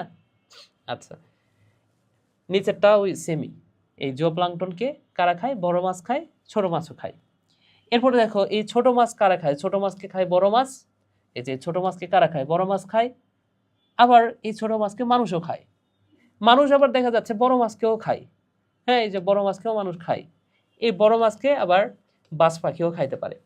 তাহলে একটু খেয়াল করে দেখো তো ভাইয়া, মানুষ মানুষ গিয়ে কিন্তু আবার এটাও খাইতে পারে। দেখো মানুষ গিয়ে কিন্তু এই যে জুওপ্লাঙ্কটনও খাইতে পারে, সরি ফাইটোপ্লাঙ্কটনও খাইতে পারে, যেমন স্পিরুলিনা। একটু আগে যে ফাইটোপ্লাঙ্কটনের নাম শুনলাম স্পিরুলিনা, ওই যে ওই ফাইটোপ্লাঙ্কটনটা কিন্তু মানুষ খাইতে পারে, তাই না? আবার দেখো মানুষ কিন্তু গিয়ে ছোট মাছও খায়, বড় মাছও খায়। তাহলে দেখো মানুষ সবই খাচ্ছে আলটিমেটলি। তাহলে মানুষ যেহেতু সবই খাচ্ছে, মানুষকে বলা হয় সর্বভুক। হ্যাঁ, মানুষকে কি বলা হয় ভাইয়া? সর্বভুক। ওকে। সো মানুষ হচ্ছে সর্বভুক। এইভাবে যারাই সব কিছু খাবে, প্রাইমারি খাদকও মানে প্রথম শ্রেণীর খাদককেও যারা খাবে, দ্বিতীয় শ্রেণীর খাদককেও খাবে, আবার উৎপাদককেও খাবে, তারা হচ্ছে সর্বভুক। ঠিক আছে? টারশিয়ারি খাদকও তারা খাবে, সবগুলাই খাবে। তাহলে তারা হচ্ছে সর্বভুক। তাহলে দেখো এই যে এইখানে একটা জালের মতো তৈরি হয়েছে না? এরকম যদি আরো কয়েকটা যোগ করি, দেখবা যে একটা খাদ্য শৃঙ্খলের সাথে আরেকটা খাদ্য শৃঙ্খল রিলেটেড। এইভাবে যে জালটা তৈরি হয়, সেই জালটাকে বলা হয় খাদ্য শৃঙ্খল, সরি খাদ্য জাল। তো এইগুলো নিয়ে আশা করি তোমরা জানোই, কারণ 9-10-এও তোমাদের ছিল এই বিষয়টা। ঠিক আছে ভাই, আমরা সামনের দিকে আগাই। এবার আমরা যে বিষয়টা পড়ব সেটা হচ্ছে ইকোলজিক্যাল পিরামিড। তো ইকোলজিক্যাল পিরামিড মানে এই পিরামিড, এটার হয়তো বা 9-10-এও তোমরা পড়েছো, এটা সম্পর্কে কিছু হলেও পড়েছো। তো একটু যদি খেয়াল করে দেখো ভাইয়া, এই ইকোলজিক্যাল পিরামিড সংজ্ঞাটা একটু দেখে নাও। আচ্ছা, আমি বলে দিই তোমাদেরকে, বিভিন্ন ইকোসিস্টেমের খাদ্য শৃঙ্খলের বিন্যাস সম্পর্কিত পিরামিড আকৃতির নকশাকে বলা হচ্ছে ইকোলজিক্যাল পিরামিড। আচ্ছা, এটা ক নম্বরে আসার সম্ভাবনা কম? আসো, যদি প্রশ্ন হয় পিরামিড থেকে, এইখান থেকেই প্রশ্ন হবে। তো একটু খেয়াল করে দেখো ভাইয়া, এই পিরামিডের সংখ্যা হচ্ছে 3 ধরনের হতে পারে। সংখ্যার পিরামিড হতে পারে, বায়োমাস বা জীবভরের পিরামিড হতে পারে, শক্তির পিরামিড হতে পারে। তো 3 ধরনের পিরামিড, নামটা মনে রাখো। সংখ্যার, জীবভরের উপর ভিত্তি করে পিরামিড হতে পারে, শক্তির উপর ভিত্তি করে পিরামিড হতে পারে। তো আমরা প্রথমেই যে বিষয়টা পড়বো সেটা হচ্ছে সংখ্যার উপর ভিত্তি করে বা সংখ্যা পিরামিড। তাহলে ভাইয়া এইবার আমরা পড়বো হচ্ছে সংখ্যার পিরামিড। তো তার আগে আমাদের ছোট্ট একটা টপিক, হয়তোবা স্লাইডটা মিস হয়ে গেছে ভাইয়া। তো এই যে এই টপিকটা বা এই স্লাইডটা আমাদের পড়া হয় নাই ভুল করে। সো এই স্লাইডটা আমরা একটু পড়ি, আসো। দেখো ইকোসিস্টেম, আমরা ইকোসিস্টেমের পরে এই যে এই টপিকটা কিন্তু পড়েছি, এই যে ইকোসিস্টেম, পুকুরের যে ইকোসিস্টেম সেখানে যে জীব উপাদান সেগুলো কিন্তু আমরা পড়েছি, কিন্তু ইকোসিস্টেম কি সেটা আমরা কিন্তু পড়ি নাই। তাহলে ইকোসিস্টেম মানে হচ্ছে এই যে বাস্তু সংস্থান যেটাকে বলা হয়, 9-এও তোমরা পড়েছো। তাহলে ইকোসিস্টেম মানে হচ্ছে কোন একটা পরিবেশে অজীব এবং সজীব উপাদান, সব উপাদানের মধ্যে যে সম্পর্ক সেটাকে বলা হচ্ছে ইকোসিস্টেম। তাহলে দেখো কোন একটি স্থানের জীব সম্প্রদায় এবং তাদের পরিবেশ নিজেদের মধ্যে এবং পরস্পরের মধ্যে ক্রিয়া বিক্রিয়ার গতিময় পদ্ধতিকে বলা হচ্ছে বাস্তুতন্ত্র বা ইকোসিস্টেম। তাহলে ইকোসিস্টেম কি ভাইয়া? কোন একটি স্থানের জীব সম্প্রদায় এবং তার পরিবেশ তাদের মধ্যে যে ক্রিয়া বিক্রিয়া সেটাকে বলা হচ্ছে ইকোসিস্টেম। তাহলে ইকোসিস্টেমের উপাদানগুলো কি কি? এটাই গুরুত্বপূর্ণ, এটাই অনেক বেশি গুরুত্বপূর্ণ ভাইয়া, এটা মনে রাখতে হবে। তাহলে এখানে আছে অজীব উপাদান এবং এখানে আছে সজীব উপাদান। সজীব উপাদানের মধ্যে কি আছে সেটাই ফার্স্টে বলি। স্বভোজী আছে। স্বভোজী মানে কি? যারা হচ্ছে গাছপালা, যারা উৎপাদক হিসেবে কাজ করে, বুঝতে পেরেছো? গাছপালা। পরভোজী কারা? খাদক। আমরাই হচ্ছে পরভোজী। আমরা কিসের উপর নির্ভর করি? উদ্ভিদের উপর নির্ভর করি বা কোনো একটা প্রাণীর উপর নির্ভর করি খাদ্যের জন্য। তো খাদক আবার প্রাইমারি স্তরে, সেকেন্ডারি স্তরের, টারশিয়ারি স্তরের এবং সর্বোচ্চ স্তরের খাদক। আর বিয়োজক কারা? যেমন ছত্রাকার ব্যাকটেরিয়া, তারা হচ্ছে বিয়োজক। বিয়োজক কারা ভাইয়া? মনে রাখো, ছত্রাকার ব্যাকটেরিয়া। ছত্রাক আর ব্যাকটেরিয়া, ব্যাকটেরিয়া। তো এই যে বিয়োজক আছে না, এদের কিছু অপর নাম আছে। এই যে বিয়োজক, এদের দুইটা অপর নাম মনে রাখো। বিয়োজক, বিয়োজক, এদেরকে যে নামে ডাকা হয় এদেরকে বলা হয় স্যাপ্রোফাজ। এদেরকে কি বলা হয় ভাইয়া? স্যাপ্রোফাজ। কেন স্যাপ্রোফাজ বলা হয়? কারণ এখানে ফাজ কথাটার অর্থ হচ্ছে খাওয়া, ঠিক আছে? স্যাপ্রোফাজ মানে হচ্ছে এই বিয়োজকরা যেহেতু জীব উপাদানের জৈব বস্তুগুলা খায়, এই কারণে এদেরকে বলা হচ্ছে স্যাপ্রোফাজ। তাহলে এদেরকে বলা হলো স্যাপ্রোফাজ। এবং এদেরকে আরেকটা নামে ডাকা হয়, তাহলে এদেরকে বলা হয় স্যাপ্রোফাজ এবং এদেরকে আরেকটা নামে ডাকা হয় ট্রান্সফর্মার। এদেরকে কি বলা হয় ভাইয়া? ট্রান্সফর্মার। সো এগুলো হচ্ছে অপর নাম, এগুলো হচ্ছে অপর নাম, অপর নাম। ওকে, সো আমরা সজীব উপাদান সম্পর্কে জানলাম। অজীব উপাদানের মধ্যে কি আছে? অজৈব উপাদান। সজীব উপাদানের মধ্যে আছে জৈব উপাদান, সরি, সজীব উপাদানের মধ্যে আমরা ওগুলো পড়ছি। অজৈব উপাদানের মধ্যে কি আছে? অজৈব, জৈব এবং ভৌত। ভৌত, ওকে। তাহলে অজৈব উপাদান কি কি? মৌলিক। মৌলিক হচ্ছে যেগুলো হচ্ছে সিঙ্গেল ভাবে থাকে, পটাশিয়াম, ক্যালসিয়াম, ম্যাগনেসিয়াম সিঙ্গেল ভাবে। আর যৌগিক মানে হচ্ছে এই মৌলিকগুলো মিলে যা তৈরি হয়, যেমন পানি H2O, লবণ NaCl, এগুলো হচ্ছে যৌগিক। আচ্ছা, যাই হোক। জৈব কোনগুলা? জৈব হচ্ছে আমাদের জীবদেহের ভেতরে যা থাকে, যেমন হচ্ছে আমাদের দেহে আছে প্রোটিন, শর্করা, এগুলো হচ্ছে জৈব উপাদান। এবং ভৌত উপাদান কি কি? সূর্যের আলো, তাপমাত্রা, হ্যাঁ, এই যে বায়ুমণ্ডল, এগুলো হচ্ছে ভৌত উপাদান। আশা করি বুঝতে পেরেছো। তাহলে ভৌত উপাদানের মধ্যে সূর্যের আলো, এটাও কিন্তু আছে, সূর্যের আলো। আচ্ছা, তো ইকোসিস্টেম মানে কি ভাইয়া? ইকোসিস্টেম হচ্ছে একটা সিস্টেম, একটা বাস্তু সংস্থান, ঠিক আছে? কোনো একটা নির্দিষ্ট স্থানে, ধরানো যায় পুকুর, পুকুর হচ্ছে একটা ইকোসিস্টেম। তোমার বাসার ভেতরে যে অ্যাকুরিয়াম, সেটা একটা ইকোসিস্টেম, ঠিক আছে? এই যে ধরানো যে কোনো একটা বন, বন হচ্ছে একটা ইকোসিস্টেম। তাহলে এই ইকোসিস্টেমে যে জীব উপাদানগুলো থাকে এবং জড় উপাদানগুলো থাকে, তাদের মধ্যে যে সম্পর্ক, তাদেরকে সেটাকে বলা হচ্ছে ইকোসিস্টেম বা বাস্তুতন্ত্র। তো এখন একটা বিষয় বোঝো, সেটা হচ্ছে সূর্যের, সূর্য কি? সূর্য হচ্ছে সকল শক্তির উৎস। তাহলে পৃথিবীতে যত শক্তি আছে, সব শক্তির উৎস হচ্ছে সূর্য। তার মানে কি? সূর্য থেকেই তো আলোটা আসতেছে। সূর্য থেকে প্রাপ্ত আলোর মাধ্যমে উদ্ভিদ খাদ্য তৈরি করে। এখন মনে রাখো, এই যে শক্তিটা যে আসতেছে, সূর্য যদি না থাকতো, পৃথিবীতে শক্তি নাই, শক্তি হচ্ছে মজুত করা নাই, ঠিক আছে? অর্থাৎ শক্তি, এটা হচ্ছে তোমার হচ্ছে মানে কোথাও মজুত করা থাকে না, হ্যাঁ? এটা হচ্ছে সূর্য থেকে যদি না আসে, তাহলে কিন্তু যে পৃথিবীর সব ইকোসিস্টেম, এগুলো হচ্ছে সবকিছু নষ্ট হয়ে যাবে। তো এখানে যে কথাটা তোমার মনে রাখতে হবে, অন্য একটা স্লাইডে লিখি, সেটা হচ্ছে শক্তির অপচয় হয়ে যায়। তাহলে পৃথিবীতে যে শক্তিটা আসে, সেই শক্তিটা কিন্তু একসময় খরচ হয়ে যায়। তো শক্তির অপচয় হয়ে শক্তি বিনষ্ট হয়, বিনষ্ট হয়ে যায়। হ্যাঁ, অর্থাৎ শক্তি এক স্তর থেকে আরেক স্তরে যাওয়ার সময় বিনষ্ট হয়ে যায়।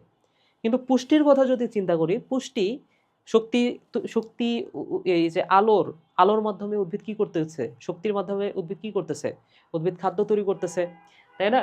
এখন এই খাদ্য কি আসলে পুষ্টি, তাই না? এই পুষ্টিটা দেখো উদ্ভিদ থেকে আমাদের দেহে আসতেছে, বা উদ্ভিদ থেকে অন্য একটা জীবে যাচ্ছে, ওই জীব থেকে অন্য একটা জীবের মধ্যে যাচ্ছে, ওই জীব থেকে আমার দেহে আসতেছে আমি যখন খাচ্ছি, তাই না? এবং আমি যখন মারা যাচ্ছি সেই পুষ্টিটা আবার কোথায় চলে যাচ্ছে, মাটির ভেতরে চলে যাচ্ছে, বা অন্য কোনো বিয়োজক সে খাচ্ছে। তাহলে দেখো পুষ্টি কিন্তু অফুরন্ত সময়ের জন্য ইকোসিস্টেমে থেকে যায়। তাহলে এই কথাটা মনে রাখো, শক্তির অপচয়ে শক্তি বিনষ্ট হয়ে যায়। আর পুষ্টি কি হয় ভাইয়া? আর পুষ্টি অফুরন্ত সময়ের জন্য অফুরন্ত সময়ের জন্য ইকোসিস্টেমে থেকে যায়, ইকোসিস্টেমে থেকে যায়। আচ্ছা, এই ইকোসিস্টেম আবার হতে পারে বদ্ধ ইকোসিস্টেম। ইকোসিস্টেম নিয়ে তো আমরা বুঝলাম, ইকোসিস্টেম মানে কি? ইকোসিস্টেম মানে হচ্ছে একটা সিস্টেম, একটা পরিবেশ।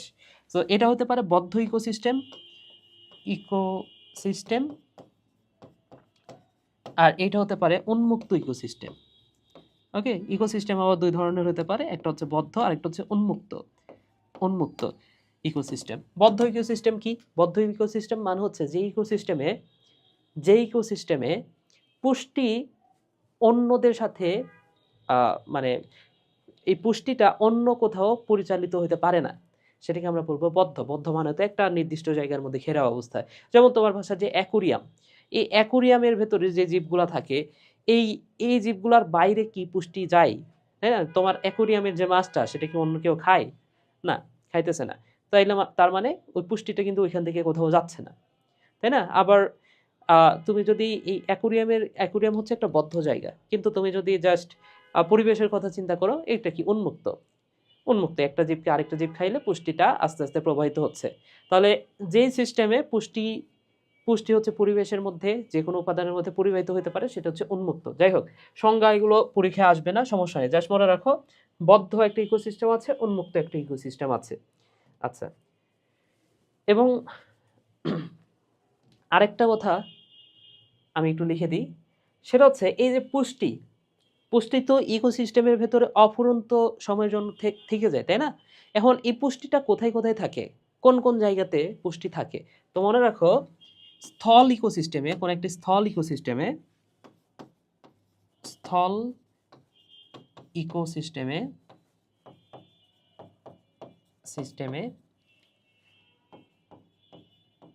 পুষ্টি সঞ্চিত থাকে তিন জায়গাতে, সঞ্চিত থাকে। তাহলে একটা স্থলজ ইকোসিস্টেমে পুষ্টি কোথায় কোথায় সঞ্চিত থাকে সেটা একটু তোমাকে বলে দিই। সেটা হচ্ছে, এক নাম্বার থাকতে পারে মাটিতে। কোথায় থাকে? থাকে হচ্ছে মাটির ভেতরে।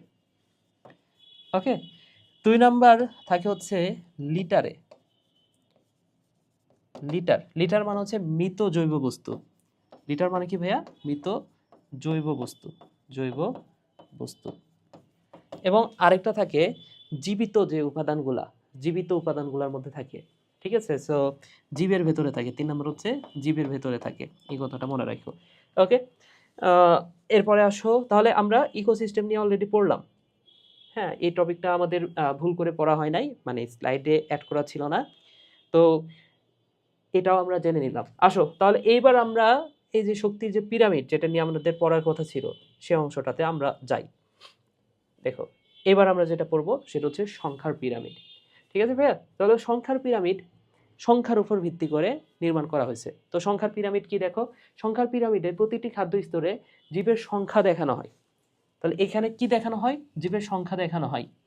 যেমন তুমি যদি একটু কল্পনা করো, আমি যদি একটা পিরামিড আঁকাই, দেখো তো ভাইয়া, এটা একটা পিরামিড। আচ্ছা, এটা যদি একটা পিরামিড হয়, তোমাকে যদি একটু কল্পনা করতে বলি, বলো তো ভাইয়া, আমাদের পৃথিবীতে সবচেয়ে বেশি পরিমাণ কি আছে? সবচেয়ে বেশি পরিমাণ, আচ্ছা তুমি পৃথিবীর কথা বাদ দাও, তুমি একটা ইকোসিস্টেমের কথা বলো।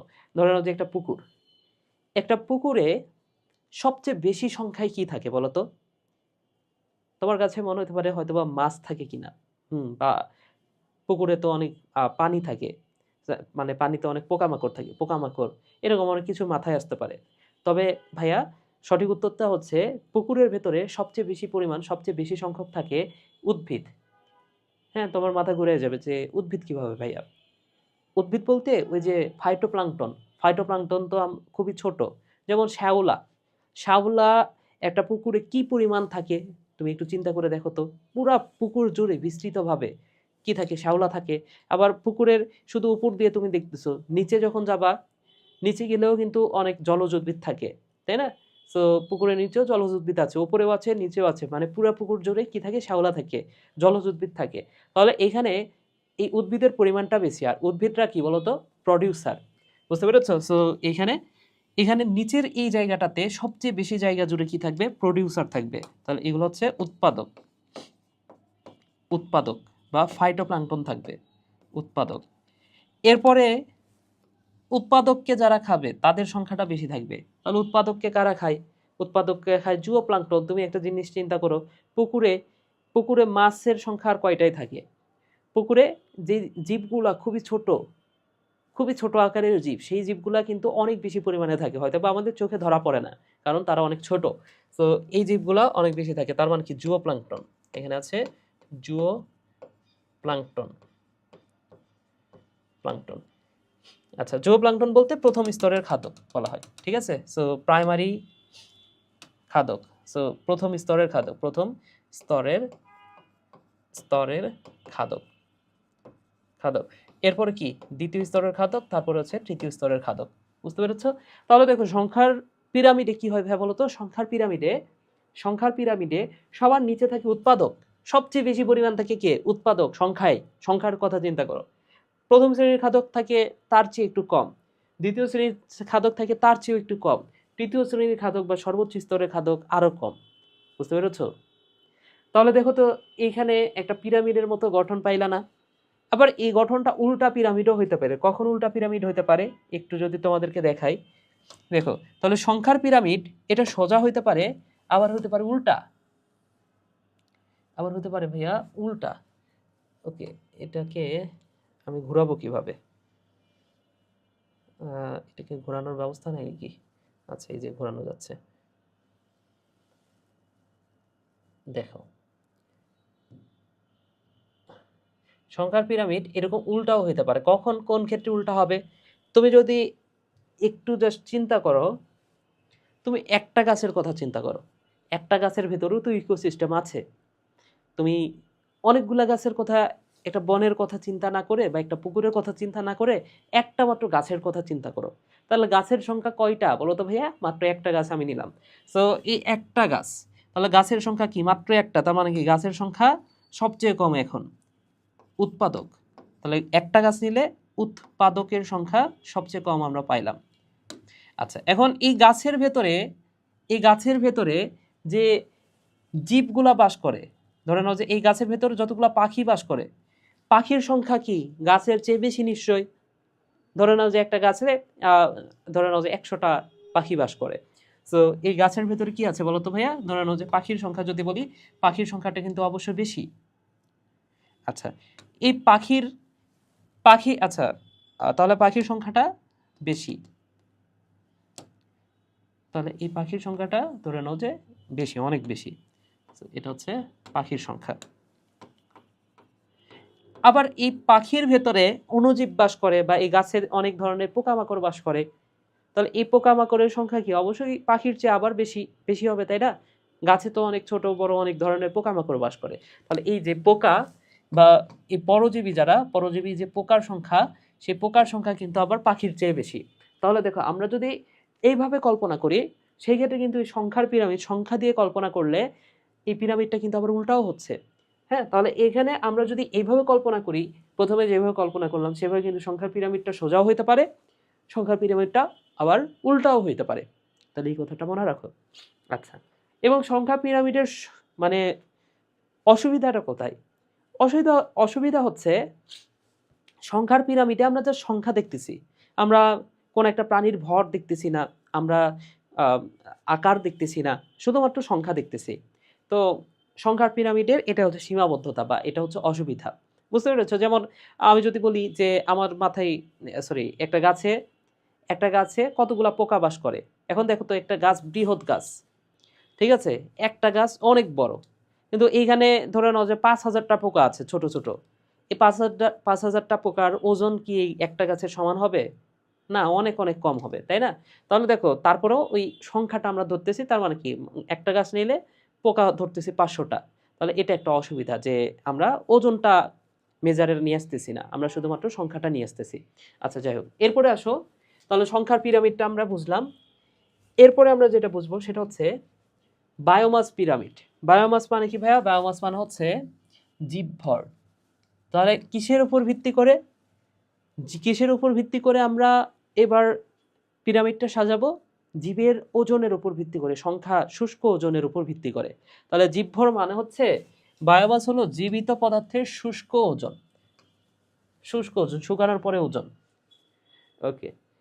তো এই ক্ষেত্রেও যদি আমরা কল্পনা করি, এই ক্ষেত্রেও কিন্তু আমরা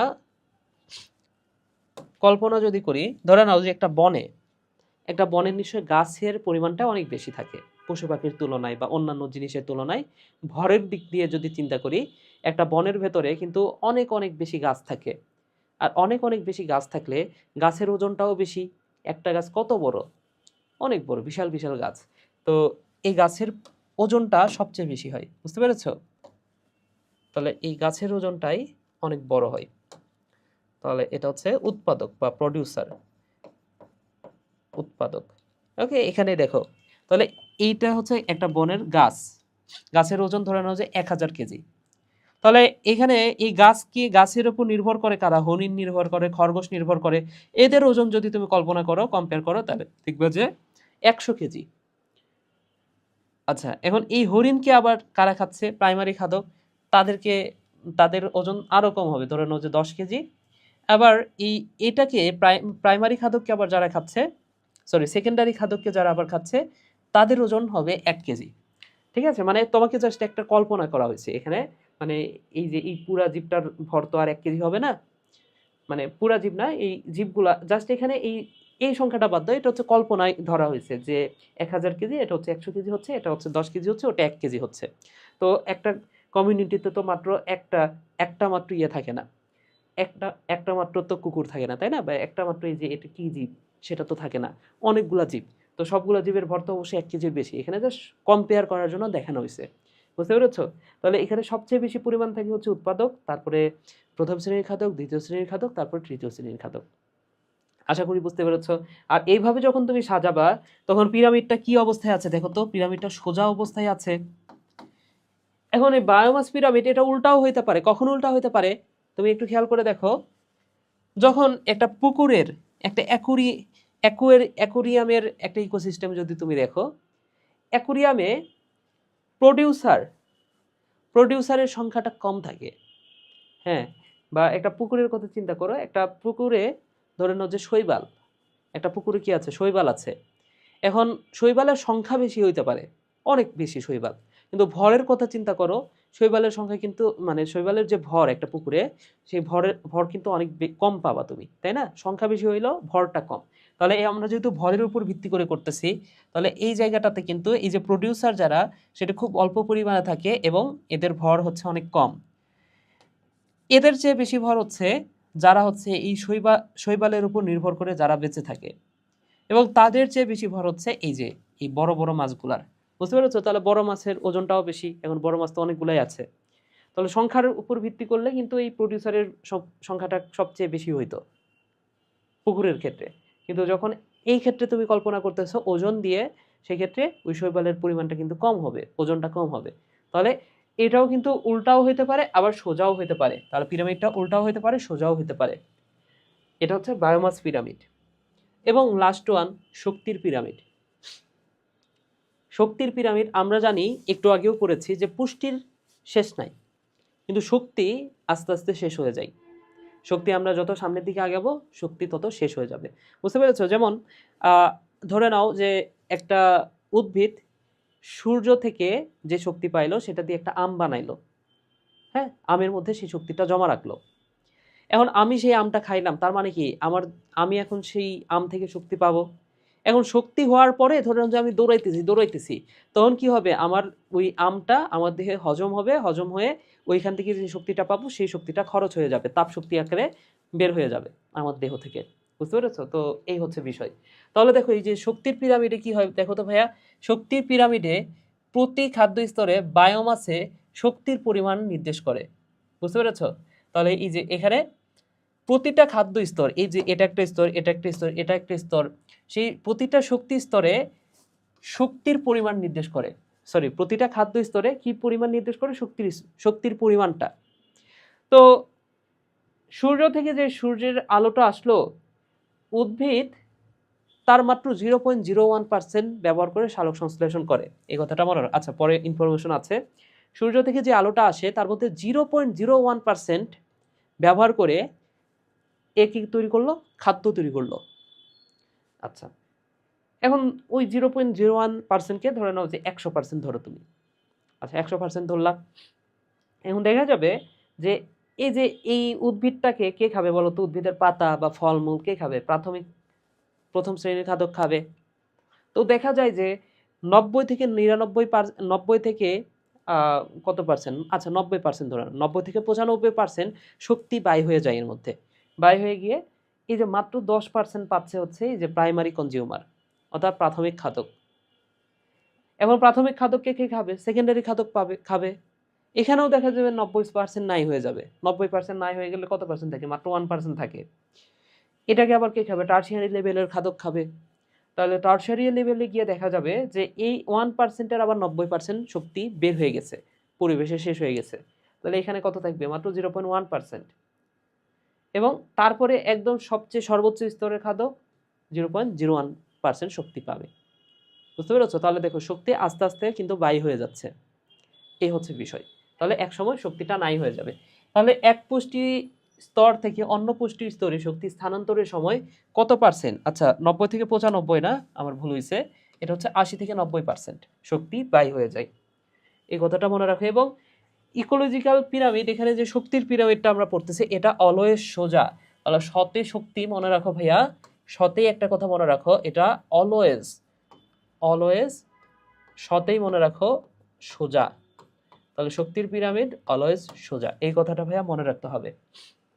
আচ্ছা, ওকে। তাহলে এই যে শক্তির প্রবাহ পর্যায়, এই বিষয়টা একটু ব্যাখ্যা করি। খুব বেশি গুরুত্বপূর্ণ টপিক না, জাস্ট একটু বুঝাই দিই তোমাদের।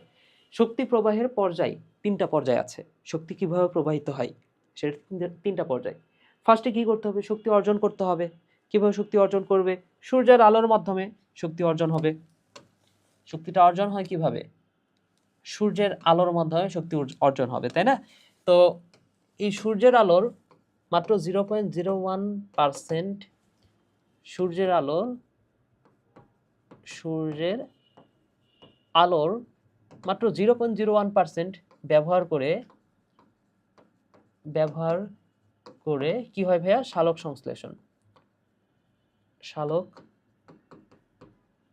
সংশ্লেষণ হয়। আচ্ছা, এখন সালোক সংশ্লেষণের ফলে কি তৈরি হয়? একটা উৎপাদ তৈরি হয়। কি তৈরি হয়? শর্করা জাতীয় খাদ্য তৈরি হয়। তাহলে এই উৎপাদটাকে আমরা কি বলি? এটাকে আমরা বলি মোট উৎপাদ। বুঝতে পেরেছ? বা মোট উৎপাদন বলতে পারি। তাহলে এই যে এই সালোক সংশ্লেষণের ফলে কি তৈরি হয়? মোট উৎপাদন হয়।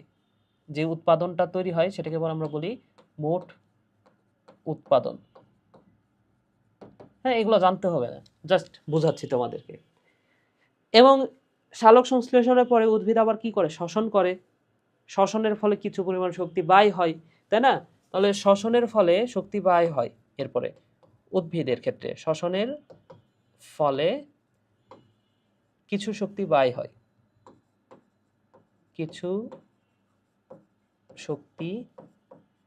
ব্যয় হয়, তাহলে এই ব্যয় হওয়ার পরে যা থাকে সেটা হচ্ছে প্রকৃত উৎপাদন। এটাকে কি বলা হয়? প্রকৃত উৎপাদন। ওকে, সো এটা হচ্ছে মোট উৎপাদন, এটা হচ্ছে প্রকৃত উৎপাদন। তাহলে এই যে শ্বসনের পরেও যে শক্তিটা বাই থাকে, মানে যে শক্তিটা জমা থাকে, সেটা কি তৈরি হয়? উদ্ভিদের ফলের মধ্যে জমা থাকে, উদ্ভিদের আরো যে যে অঙ্গগুলো আছে সেই জায়গাগুলোতে জমা করে রাখে উদ্ভিদ। বুঝতে পেরেছো? ওকে, তাহলে এটা হচ্ছে প্রকৃত উৎপাদন। যাই হোক, এরপরে দেখো ভাইয়া, শক্তির ব্যবহার। এরপরে কি করবে ভাইয়া বলতো? একটা উদ্ভিদ শক্তি ব্যবহার করবে। আচ্ছা, শক্তি কিভাবে ব্যবহার করবে? ধরে নাও যে একটা আম আমি খাইলাম। আম খাইলে আমাদের দেহে কি তৈরি হবে? তাপ শক্তি আকারে বের হয়ে যাবে। কিভাবে বের হবে? ওই যে আমাদের দেহে আমটা গিয়ে শ্বসন হবে। ওই যে গ্লাইকোলাইসিস পড়বা বা পড়েছো তোমরা নবম অধ্যায়ে, তাই না? এই যে গ্লাইকোলাইসিস প্রক্রিয়ায় যে তাপ শক্তি উৎপন্ন হচ্ছে, তার মানে কি এই শক্তির ব্যবহার হচ্ছে। কিভাবে ব্যবহার হচ্ছে ভাইয়া? তাপ শক্তি আকারে বের হয়ে যাচ্ছে। এটা কি তাপ শক্তি আকারে বের হচ্ছে, আকারে বের হয়, বের হয়। ওকে, এবং এই যে এখানে যে ব্যবহারটা হচ্ছে, এটা তো শ্বসনের মাধ্যমে ব্যবহার হচ্ছে, তাই না? ওকে, এই কথাটা মনে রাখো, শ্বসনের মাধ্যমে শক্তির ব্যবহার হয়। এরপর আসো শক্তির স্থানান্তর। শক্তির স্থানান্তর ওই যে যে কথাটা বললাম, যে উদ্ভিদ থেকে আমি খাচ্ছি, হ্যাঁ, বা উদ্ভিদ থেকে প্রাইমারি স্তরের খাদ্য খাচ্ছে, প্রাইমারি থেকে সেকেন্ডারি খাচ্ছে, সেকেন্ডারি কে খাচ্ছে? আমি। হ্যাঁ, তাহলে এই যে দেখো স্থানান্তর হচ্ছে, শক্তি কি হচ্ছে? এক জায়গা থেকে আরেক জায়গাতে স্থানান্তর হচ্ছে। আর যখনই স্থানান্তর হয় সেই সময় শক্তির ৮০ থেকে ৯০% করে শক্তি প্রতিটি স্তরে কমতে থাকে। বুঝতে পেরেছো ভাইয়া? ওকে, আচ্ছা, আরেকটা ওয়ার্ড তোমাদেরকে একটু বলে দিই, এটা আগেই বলা উচিত ছিল। এই যে এখানে খাদ্য শৃঙ্খলের প্রতিটা ধাপকে বলা হয় ট্রপিক লেভেল। হ্যাঁ, ট্রপিক লেভেল। ট্রপিক লেভেল কি? লেভেল। এই টপিক লেভেল হচ্ছে এইখানে যে প্রতিটা ধাপ, হ্যাঁ, পিরামিডের প্রতিটা ধাপকে বলা হচ্ছে টপিক লেভেল। বুঝতে পেরেছো? তাহলে টপিক লেভেল কি? টপিক লেভেল হচ্ছে খাদ্য শৃঙ্খলের বা এই যে এখানে পিরামিডের প্রতিটা ধাপকে বলা হয় টপিক লেভেল। আশা করি বুঝেছো। ওকে, তাহলে ভাইয়া এবার আসো, আমাদের মেন কাজটা হচ্ছে এখানে এই তিনটা পিরামিড সম্পর্কে আমরা যে বললাম, এই তিনটা পিরামিড সম্পর্কে আমাদের একটা ছক করে দেওয়া আছে, বইয়ে দেওয়া আছে এটা। তো এটা একটু দেখো ভাইয়া, এখান থেকে জাস্ট মনে যেটা রাখতে হবে, আমি তো বেশিরভাগ কথা বলেই ফেলছি, সব কথাই বলে ফেলছি। মনে যেটা রাখতে হবে, যেটা হচ্ছে শক্তির পিরামিড ভাইয়া, সেটা শুধুমাত্র সর্বদাই সোজা হয়, আর বাকিগুলা ত্রিকোণাকার হয়, উল্টাও হয়। বাকিগুলা ত্রিকোণাকারও হয়, উল্টাও হয়। আচ্ছা, এখন এই সংখ্যার পিরামিড কি দেখে করা হয়? সংখ্যা দেখে করা হয়। ভরের পিরামিড কি দেখে? শুষ্ক ওজন দেখে করা হয়। আর শক্তির পিরামিড, এটা হচ্ছে এটা হচ্ছে এই যে একটা এক বছরে একটা জীব কি পরিমাণ শক্তি ব্যবহার করতেছে তার উপর ভিত্তি করে করা হয়। ঠিক আছে? তাহলে এটা কি করা হয়? এটা হচ্ছে বছরে হিসাব করা যাইতে পারে, বা কিলো ক্যালোরিতে বা বর্গ মিটারে কি পরিমাণ শক্তি ব্যয় হচ্ছে, বা কি পরিমাণ শক্তি তৈরি হচ্ছে এক বছরে। ধরে নাও যে এক বছরে একটা উদ্ভিদ বা একটা জীব সম্প্রদায় কিছু মানে একটা প্রজাতি যে পরিমাণ শক্তি তৈরি করে, সেটাকে আমি ধরতে পারি শক্তির পিরামিডে একক হিসেবে ধরতে পারি। ঠিক আছে? সেই এককটা হতে পারে এক বছরে, বা কোনো একটা নির্দিষ্ট জায়গা জুড়ে হতে পারে, বর্গ কিলোমিটারে হতে পারে।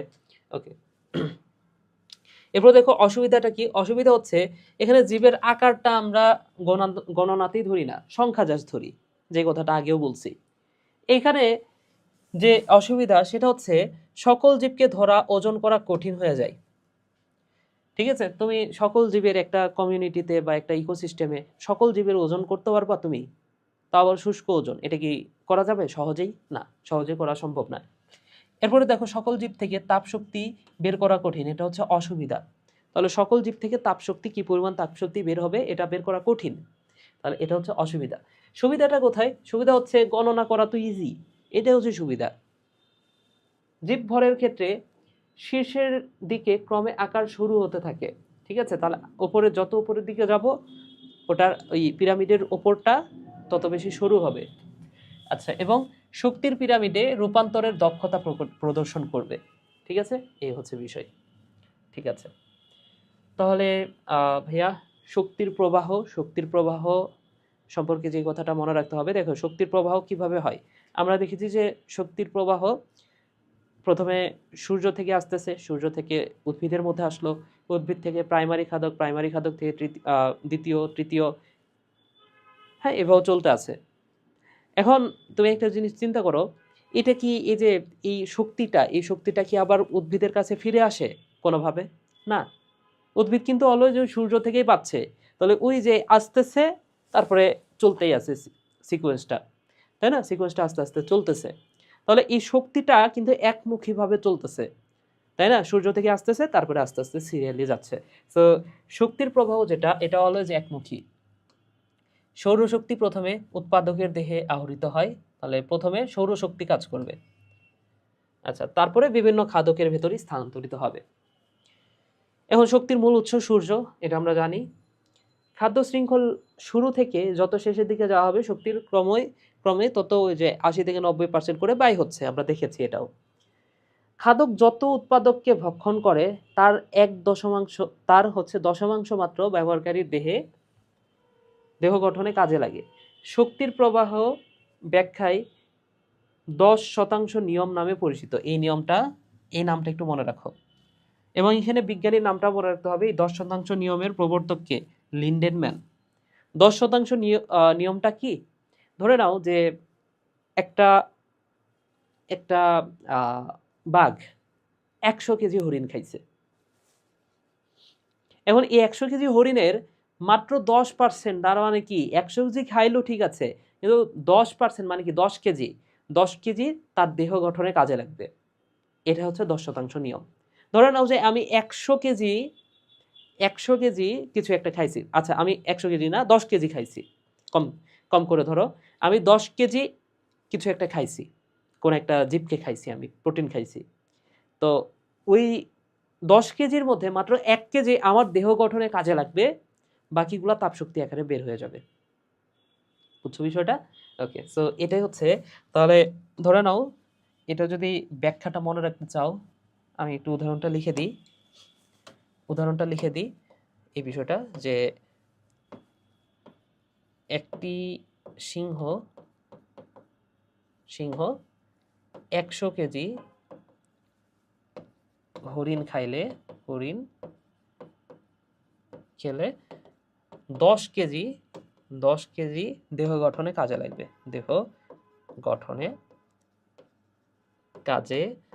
এটা হচ্ছে 10% নিয়ম।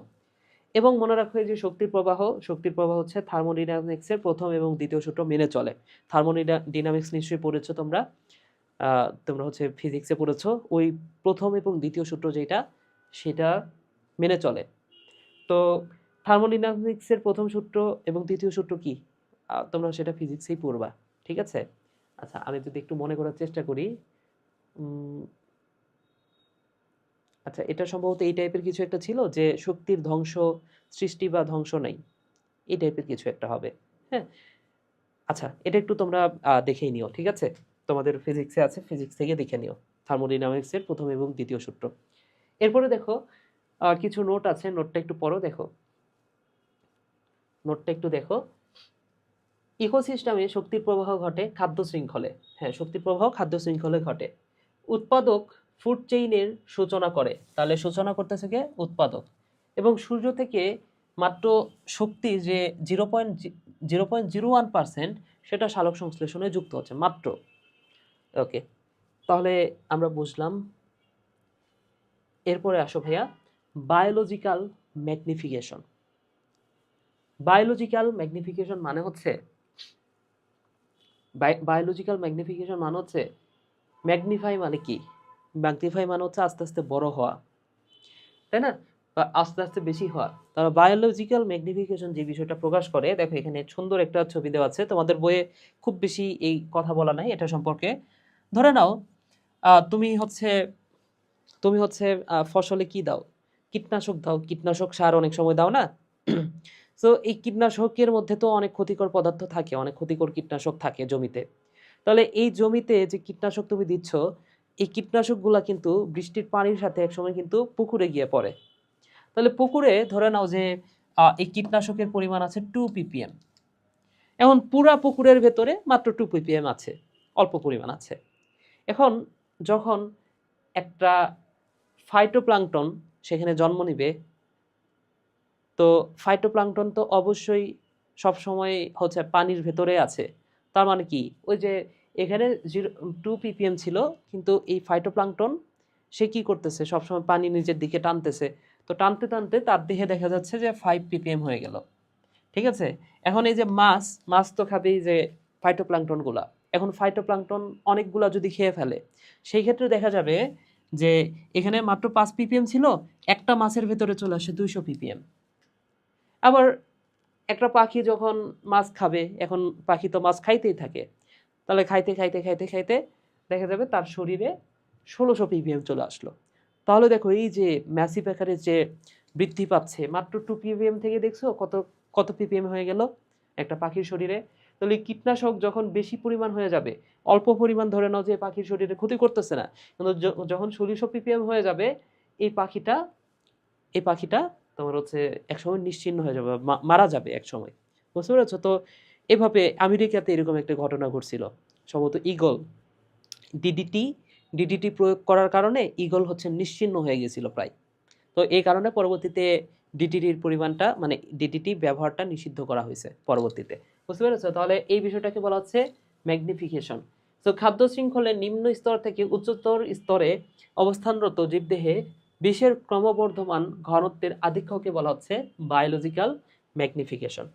ঠিক আছে ভাইয়া, আশা করি বুঝতে পেরেছো।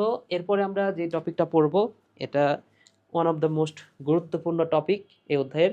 সেটা হচ্ছে এই যে জীবের অভিযোজন। তো এই জীবের অভিযোজন দেখো ভাইয়া, পানির প্রাপ্যতার উপর ভিত্তি করে উদ্ভিদকে 4 ভাগে ভাগ করা হয়েছে, এবং 4 ভাগে ভাগ করাকে বিজ্ঞানী ওয়ার্মিং। ওকে, সো একটা হচ্ছে জলজ উদ্ভিদ, মরুজ উদ্ভিদ, মেসো উদ্ভিদ এবং লোনা মাটির উদ্ভিদ। আচ্ছা, মেসো উদ্ভিদ মানে হচ্ছে স্বাদু পানির উদ্ভিদ, যাই হোক। আচ্ছা, তাহলে দেখো জলজ উদ্ভিদ মানে হচ্ছে, জলজ মানে কি পানি, পানি মানে হচ্ছে হাইড্রোফাইট। মরুজ উদ্ভিদ, মরু কথার অর্থ হচ্ছে জেরোফাইট, ফাইট মানে হচ্ছে উদ্ভিদ। মেসোফাইট নিয়ে খুব বেশি পড়তে হবে না, আমরা পড়বো। এবং হ্যালোফাইট, হ্যালো কথাটার অর্থ হচ্ছে লবণ। সো লোনা পানির উদ্ভিদ হচ্ছে হ্যালোফাইটস। আচ্ছা, তো আমাদের গুরুত্বপূর্ণ হচ্ছে 1, 2 আর এই তিনটা আমাদের বেশি গুরুত্বপূর্ণ। ঠিক আছে, এবং এখান থেকে আমাদের বেশ কিছু ইম্পর্ট্যান্ট তথ্যই মনে রাখতে হবে। আচ্ছা আচ্ছা, একটু এই যে এইখানে যে বিষয়টা বললাম, এই যে থার্মোডাইনামিক্সের প্রথম এবং দ্বিতীয় সূত্র, এটা আমার যতদূর মনে পড়ে সেটা একটু তোমাদেরকে বলে দিই। সেটা হচ্ছে, প্রথম সূত্র সম্ভবত এমন ছিল যে শক্তির সৃষ্টি বা ধ্বংস নাই, শক্তির সৃষ্টি বা ধ্বংস নাই, সৃষ্টি বা ধ্বংস নাই, শুধুমাত্র এক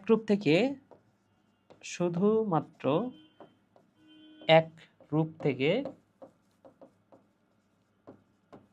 অন্য রূপে রূপান্তরিত হয়। আর দ্বিতীয় সূত্র যেটা ছিল, এই যে রূপান্তর যে হচ্ছে, এক রূপ থেকে আরেক রূপ রূপান্তর হচ্ছে, এই রূপান্তরের সময় কিছু পরিমাণ শক্তির অপচয় ঘটে। তাহলে দ্বিতীয় সূত্র হচ্ছে, রূপান্তরের সময়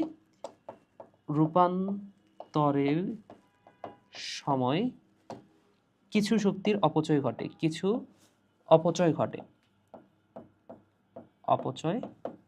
সো এই হচ্ছে দ্বিতীয় সূত্র। আচ্ছা, এই যে শক্তির যে প্রবাহের বৈশিষ্ট্যটা একটু ভালো করে মনে রাখো, এটা কিন্তু পরীক্ষা আসতে পারে। ওকে, সো এখানে গুরুত্বপূর্ণ কয়েকটা কথা লেখা আছে, সেগুলো একটু দেখো। আসো, এবার আমরা মোস্ট গুরুত্বপূর্ণ টপিক এই অধ্যায়ের, সেটা আমরা পড়বো। সেটা হচ্ছে, ফার্স্টে আমরা পড়বো হাইড্রোফাইট নিয়ে, অর্থাৎ জলজ উদ্ভিদ। তাহলে জলজ উদ্ভিদ এটা বিভিন্ন রকমের হইতে পারে। তাহলে জলজ উদ্ভিদকে 4 ভাগে যদি আমরা ভাগ করি, তাহলে 4 ভাগ দেখো, কিছু জলজ উদ্ভিদ আছে যারা জাস্ট পানিতে ভেসে থাকে, আবার কিছু জলজ উদ্ভিদ আছে কিছু জলজ উদ্ভিদ আছে যারা হচ্ছে পানির নিচে থাকে একদম, তাদেরকে উপর থেকে দেখা যায় না। কিছু জলজ উদ্ভিদ আছে মাটির সাথে লেগে থাকে, কিন্তু তাদের মাথাটা উপরের দিকে ভেসে থাকে। ঠিক আছে, তো এই যে বিভিন্ন ধরনের জলজ উদ্ভিদ, একটু খেয়াল করে দেখো ভাইয়া। মুক্ত ভাসমান, তার মানে কি, যে জলজ উদ্ভিদগুলা মুক্ত হয়ে ভাসমান, একদম মুক্তভাবে ভাসমান অবস্থায় থাকে, অর্থাৎ পানির উপরে থাকে। আচ্ছা, তাহলে পানির উপরে কারা থাকে? তুমি যদি কচুরিপানা দেখো, পানা দেখবা যে একদম পানিতে ভেসে থাকে, এরা পানির নিচে যায় না। তাহলে যে সকল নামের মধ্যে পানা আছে, কচুরিপানা, টোপা পানা, খুদি পানা, ঘুড়ি পানা, কুতি পানা, মুসাকানি পানা, ঠিক আছে? অর্থাৎ যাদের নামের মধ্যে পানা আছে, আর পানা আমরা প্রত্যেকে দেখেছি, পানা কি একদম ভাসমান অবস্থায় থাকে, তাহলে এই পানা থাকলে তারা হচ্ছে মুক্ত ভাসমান জলজ উদ্ভিদ। আচ্ছা, কিন্তু তুমি যদি শাপলা দেখো, শাপলা ধরে তুমি টান দাও, বা শাপলা তুমি হচ্ছে একটা ফুল ছেঁড়ার চেষ্টা করো, দেখবা যে ফুলটা ছিঁড়ে আসবে, কিন্তু ওই শাপলাটা কিন্তু এই মাটির সাথে একদম লেগে থাকে, মূল সহ কিন্তু তুমি টেনে তুলতে পারতেছো না। ঠিক আছে? তো এই যে এটাকে আমরা বলবো মূলাবদ্ধ পত্র ভাসমান। তাহলে মূলটা আবদ্ধ আছে কিন্তু পত্রটা ভাসমান আছে, তাহলে মূলাবদ্ধ পত্র ভাসমান জলজ উদ্ভিদ। তাহলে আমরা তো জানি যে শাপলার মতো আবার আছে পদ্ম, এবং কলা গাছ তো শিকড়টা তো মাটিতেই থাকে, তাই না? তাহলে পানিতে যে কলা গাছ থাকে, এরকম যে মূলাবদ্ধ, আবার ধরে নাও যে, আচ্ছা ধরে নাও যে কোনো এক জায়গাতে কলা গাছ আছে, সেটা বন্যায় ভেসে গেল, তাহলে সেই ক্ষেত্রে কি হবে বলো তো ভাইয়া? মূলটা মাটিতে থাকবে কিন্তু পাতাটা কিন্তু উপরের দিকে থাকবে। তো পানি কলা, জাস্ট মনে রাখো, মনে রাখার জন্য মুখস্থ করে নাও, তাইলেই হবে। আমি জাস্ট মনে রাখার জন্য কয়েকটা কথা বললাম তাই। আচ্ছা, এরপর দেখো মূলাবদ্ধ নিমজ্জিত, তাহলে মূলটা মাটির নিচে আছে, আবার নিচেই নিমজ্জিত অবস্থায় থাকে, তাহলে এদেরকে আমি কি বলতে পারি? মূলাবদ্ধ নিমজ্জিত, তাই না? সো এভাবে পড়তে পারো ভাইয়া, হাই হাই পাতা সিরা, হাই পাতা সিরা। সো হাই মানে কি? হাই মানে হচ্ছে হাইড্রিলা, এই যে হাই মানে হচ্ছে হাইড্রিলা, পাতা মানে হচ্ছে পাতা শেওলা, পাতা ঝাঁঝি, পাতা শেওলা, পাতা ঝাঁঝি, শীতে হচ্ছে সিরাটোফাইলাম, শীতে কি ভাইয়া? শীতে হচ্ছে সিরাটোফাইলাম, এবং শীতেই আরেকটা কথা মনে রাখো, শ্যামা কলা, ওইখানে ছিল পানি কলা, এই শীত শতে আরেকটা কথা মনে রাখো, শ্যামা কলা। আশা করি বুঝতে পেরেছো। এবং উভচর উদ্ভিদ, উভচর মানে কি? যে সকল উদ্ভিদ পানির কাছাকাছি থাকে, যেমন কলমি, কলমি গাছ তুমি পানির কাছাকাছি ছাড়া পুকুরের পাশে জন্মায়, আর কোথাও কি দেখছো? না। তাহলে এইভাবে মনে রাখো, কেশরদা, হেলেনা, হেলেনা ও কলমি, কলমি উভয়ের প্রতি একটু দুর্বল, উভয়ের প্রতি দুর্বল। সো উভয় মানে কি? উভয় মানে হচ্ছে উভচর, তাই না? উভয় মানে কি? উভয় মানে হচ্ছে ধরে নাও যে উভচর। তাহলে এই যে কেশরদা, এই কলমি এবং হেলেনা, দুইটা মেয়ের নাম, উভয়ের প্রতি একটু দুর্বল। ঠিক আছে? সো এটা হচ্ছে উভচর উদ্ভিদ। হ্যাঁ, এখানে উভয়তে উভচর, এই কথাটা মনে রেখো। ঠিক আছে, এরপরে দেখো ভাইয়া, এরপরে জলজ উদ্ভিদের বৈশিষ্ট্য। আচ্ছা ভাইয়া বলো তো, তোমাকে যদি আমি জলজ উদ্ভিদের বৈশিষ্ট্য নাও পড়াই, তারপরে দু একটা বৈশিষ্ট্য বলতে পারবা না? যেমন আমি একটু চেষ্টা করে দেখি তো ভাইয়া, বলতে পারি কিনা। যেমন জলজ উদ্ভিদ পানিতে থাকে, এখন একটা উদ্ভিদের তো মূল থাকে, তাই না? তো এই মূলের কাজ কি? মূলের কাজ হচ্ছে পানি শোষণ করা। আম গাছের কথা চিন্তা করো, আম গাছের মূল কি করে? পানি শোষণ করে। এখন যে গাছ পানিতেই আছে, তার কি মূল দরকার আছে? তার কিন্তু মূল দরকার নাই। আর যদি মূল দরকারও থাকে, মানে মূল যদি থাকেও সেই উদ্ভিদে, এই মূলটা এত বেশি, মানে এই অন্যান্য যে উদ্ভিদগুলা, এই উদ্ভিদগুলার মূলের মতো উন্নত মূল না। ঠিক আছে? কারণ কি? সে তো পানিতেই আছে, মূলের এত কষ্ট করতে হচ্ছে না, এই কারণে মূলটা উন্নত, কম উন্নত। আচ্ছা, দ্বিতীয় কথা হচ্ছে, যারা পানিতেই আছে তাদের কি পানির অভাব আছে? না, পানির অভাব নাই। তাহলে এই কারণে তাদের দেহের কিউটিকল আবরণ থাকে না। কিউটিকল আবরণ থাকলে কি হয়? পানিটা বের হয় না। ধরে নাও যে মরুজ উদ্ভিদ, মরুভূমির একটা উদ্ভিদ, তার দেহে কিউটিকল দরকার আছে। কেন কিউটিকল দরকার আছে? মরুভূমিতে অনেক তাপ, এখন তাপের কারণে তো পানি বের হয়ে যাইতে পারে, তাহলে পানি যাতে বের না হইতে পারে এ কারণে তার দেহের ওপরে একটা এক্সট্রা আবরণ থাকে, যেটাকে বলা হচ্ছে কিউটিকল। তাহলে এই কিউটিকল থাকলে পানি আর বের হতে পারলো না। বুঝতে পেরেছো? তাহলে এই হচ্ছে বিষয়। তাহলে এদের কিন্তু কিউটিকল, এই যে কিউটিনের আবরণ, হ্যাঁ, এগুলো নাই, দরকার নাই।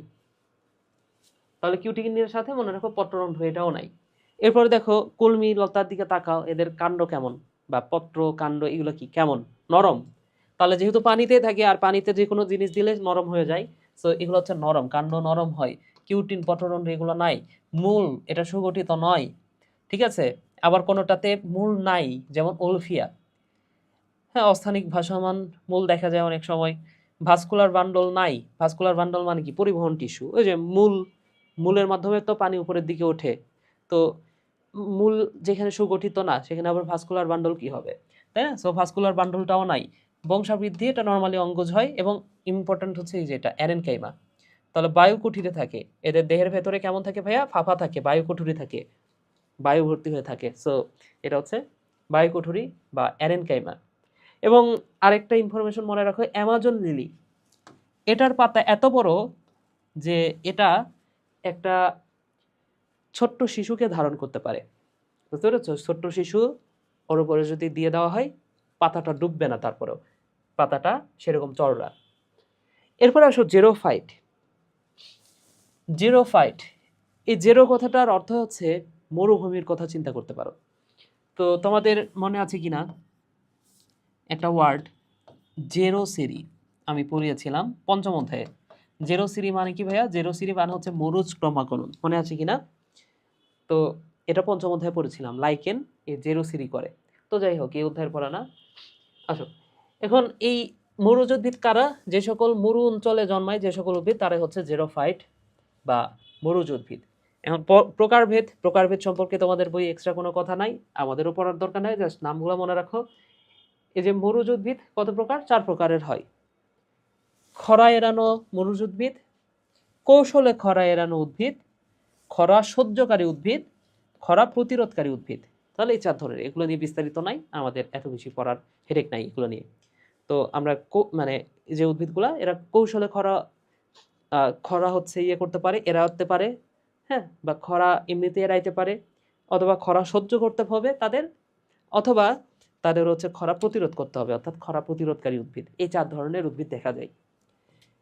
এরপরে দেখো ভাইয়া, এই মরুজ উদ্ভিদের উদাহরণটা, এই উদাহরণগুলো আমাদের মেইন জরুরি, মেইন দরকার, বুঝতে পেরেছ? তো কিভাবে মনে রাখবা?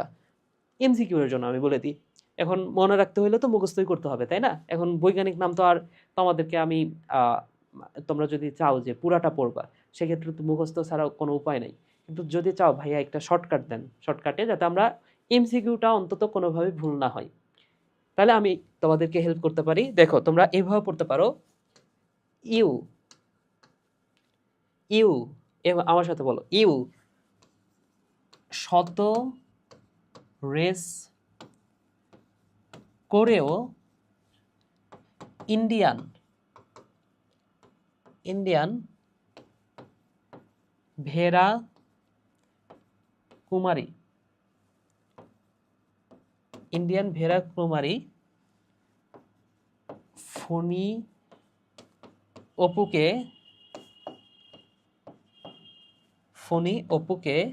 ফোনে খুঁজে পাবে না। ওকে, সো এভাবে পড়ো, ইউ শত রেস করেও বা শত চেষ্টা করেও, ঠিক আছে, ইন্ডিয়ান ভেড়া কুমারী ফণি অপুকে ফোনে খুঁজে পাবে না। এভাবে পড়তে পারো। সো ইউ মানে হচ্ছে ইউফরবিয়া, এই যে দেখো ইউফরবিয়া, তাহলে এটা হচ্ছে একটা মরুজ উদ্ভিদ। এবং এই ইউফরবিয়ার যে বৈজ্ঞানিক নাম, সেই নামের মধ্যে আছে ইউফরবিয়া। তো বৈজ্ঞানিক নামটাও যেখানে ইউফরবিয়া সেটাই। এরপর দেখো, শত মানে হচ্ছে শতমূলী, এই যে শতমূলী, এবং শতমূলীর বৈজ্ঞানিক নামের মধ্যে রেস আছে। আচ্ছা, এই যে অ্যাসপারাগাস, তারপরে রেস দিয়ে কিছু একটা আছে, বুঝতে পেরেছো? বৈজ্ঞানিক নামের তো 2টা পদ হয়, তাহলে প্রথম পদটা হচ্ছে অ্যাসপারাগাস, তারপরে রেস দিয়ে কিছু একটা আছে। তাহলে শতমূলীর উদাহরণটা কি ভাইয়া? শতমূলীর উদাহরণটা হচ্ছে, তাহলে শতমান হচ্ছে শতমূলী, আর শতমূলীর নামের মধ্যে আছে রেস, বৈজ্ঞানিক নামের মধ্যে। পুরা বৈজ্ঞানিক নামটা দেখবা, তাইলে পাবা। আচ্ছা, কোরেও মানে হচ্ছে ভাইয়া করবি। করোয় মানে কি ভাইয়া? করবি। আর করবির বৈজ্ঞানিক নামের মধ্যে আছে ইন্ডিয়া। সো ইন্ডিয়া যার নামের মধ্যে আছে সেটা হচ্ছে করবি। তাহলে কোরেও ইন্ডিয়ান ভেরা মানে হচ্ছে অ্যালোভেরা বা ঘৃতকুমারী। এই যে ঘৃতকুমারীর বৈজ্ঞানিক নাম হচ্ছে অ্যালোভেরা। এই যে অ্যালো, তারপর হচ্ছে ভেরা, বুঝতে পেরেছো? তাহলে ঘৃতকুমারী, এটা হচ্ছে ঘৃতকুমারী। ফণি মানে হচ্ছে ফণিমনসা। ফণি মানে হচ্ছে এই যে ভাইয়া ফণি মনসা, যার বৈজ্ঞানিক নামের মধ্যে আছে অপু। সো ফণি মনসা। এবং খুঁজে মানে হচ্ছে খেজুর। খুঁজে মানে হচ্ছে ভাইয়া খেজুর। খেজুর। সো খেজুরের বৈজ্ঞানিক নামের মধ্যে আছে ফোন। খেজুর কোথায়? এই যে ফোনিক্স। তাহলে খেজুরের নামের মধ্যে আছে ফোন। এভাবে পড়তে পারো। এবং আরো একটা বিষয়, সেটা হচ্ছে দেখো এখানে এই যে শতাব্দী, শতাব্দীর নামটা, বৈজ্ঞানিক নামটা দেখো ভাইয়া, এখানে আছে অ্যাগেভ। অ্যাগেভ, ঠিক আছে। তারপরে আমেরিকা নিয়ে একটা কথা আছে। সো এভাবে পড়তে পারো যে আমেরিকা, তারা তো শতাব্দীর সেরা, তাই না? সো এভাবে পড়তে পারো যে আমেরিকা, হ্যাঁ। তাহলে এই যে শতাব্দী, শতাব্দীর বৈজ্ঞানিক নাম হচ্ছে আমেরিকা। আমেরিকা। সো বৈজ্ঞানিক নামের মধ্যে আছে আমেরিকা, তো আমেরিকা তো শতাব্দীরই সেরা। এভাবে পড়তে পারো, ঠিক আছে ভাইয়া? ওকে। সো মরুজ উদ্ভিদের বৈশিষ্ট্য যদি বলি, কি বলবা? জাস্ট একটু চিন্তা করো। মরুজ উদ্ভিদ মরুভূমিতে জন্মাচ্ছে, যেখানে প্রখর রোদ, কি হইতে পারে? তো মরুজ উদ্ভিদ তোমার হচ্ছে এখানে তো বৃষ্টি বাদল খুব একটা হয় না। তার মানে কি এদের মূল হইতে হবে উন্নত। আগেরবার আমরা দেখছি যেটা পানিতেই জন্মাচ্ছে, তাদের মূল উন্নত না হলেও হচ্ছে। কিন্তু মরুজ উদ্ভিদের মূল হইতে হবে সবচেয়ে শক্তিশালী, মূল হইতে হবে সবচেয়ে উন্নত। একটু পানি পাইলে যাতে শোষণ করে নিতে পারে, পানি পাইছে শোষণ শেষ। বুঝতে পারছো? তাহলে এদের মূল নিয়ে কোথায়? এই যে মূল হচ্ছে অত্যন্ত সুগঠিত। এরপরে এদের দেহে কি থাকতে হবে? আবরণ থাকতে হবে, যাতে এই পানিটা উড়ে যাইতে না পারে। পানি উড়ে যায় কোন দিক দিয়ে? পত্ররন্ধ্র দিয়ে। তাহলে পত্ররন্ধ্রটা লুকায় রাখতে হবে। তার মানে কি লুকায়িত পত্ররন্ধ্র থাকতে হবে এদের। তাহলে দেখো এদের এদের এদের হচ্ছে এই যে পত্ররন্ধ্রটা ডুবানো থাকে, যেটাকে বলা হয় লুকায়িত পত্ররন্ধ্র।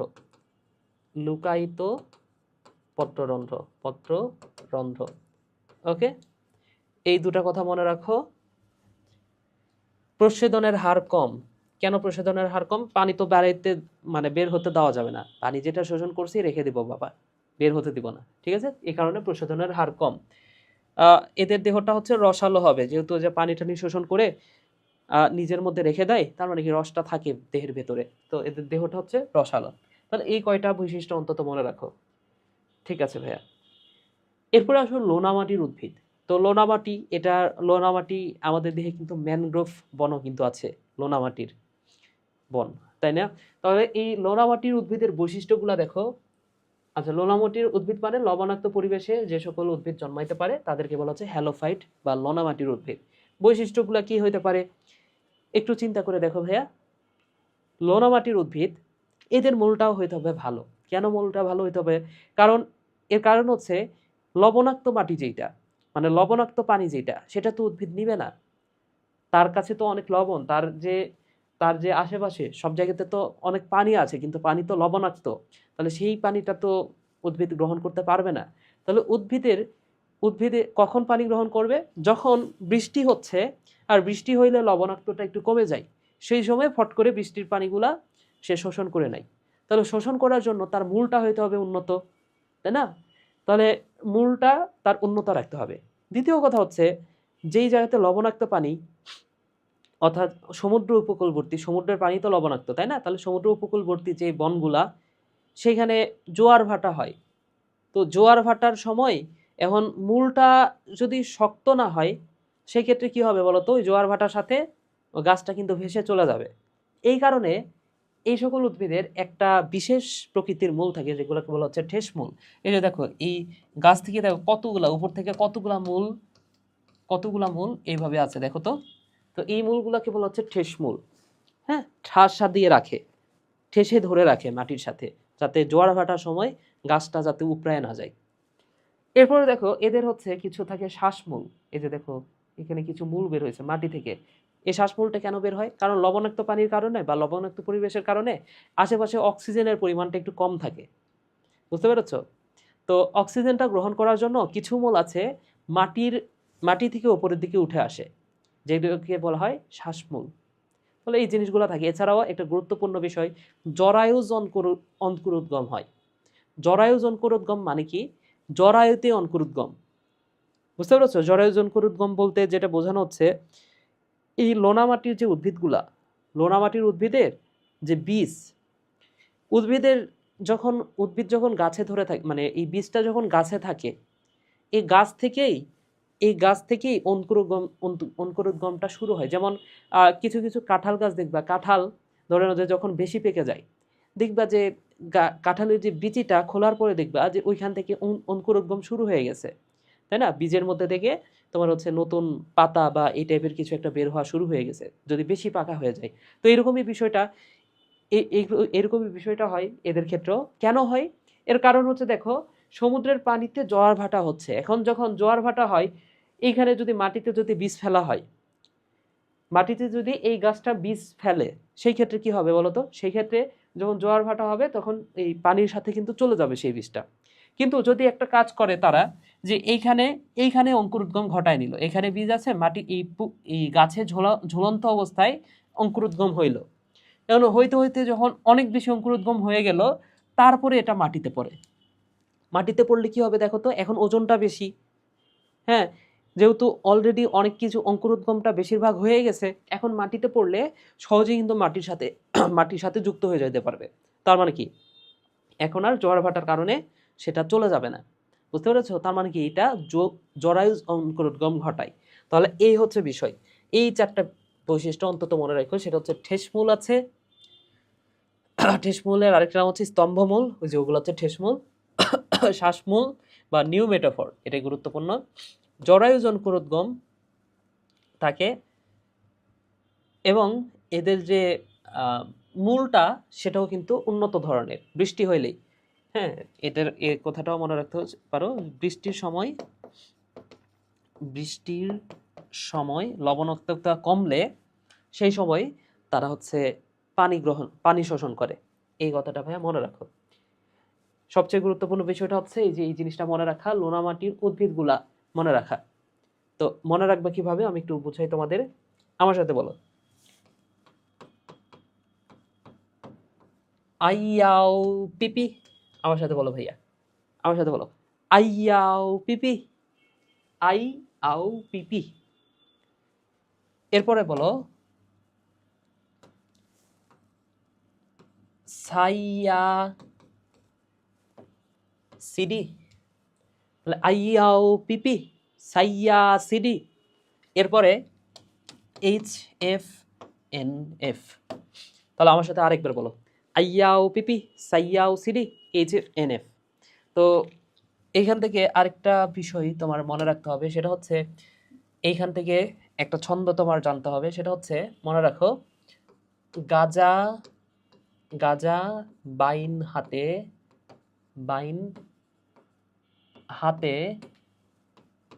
কে গেল। হ্যাঁ, তাহলে একজন প্রশ্ন করলো যে গাজা বাইন হাতে কে গেল, তো একজন এখন উত্তর দিবে গরান গরান সুন্দরী গোলাপি।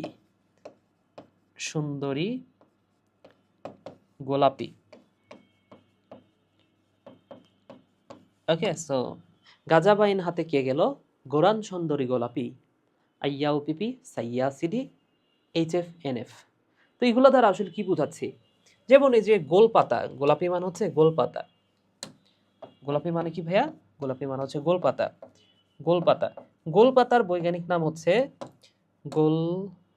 গোলপাতার বৈজ্ঞানিক নামটা দেখো ভাইয়া। গোলপাতার বৈজ্ঞানিক নাম হচ্ছে নিপা ফ্রুটিক্যান্স। সো এখানে নিপা ফ্রুটিক্যান্সের এনতে নিপা এফতে ফ্রুটিক্যান্স।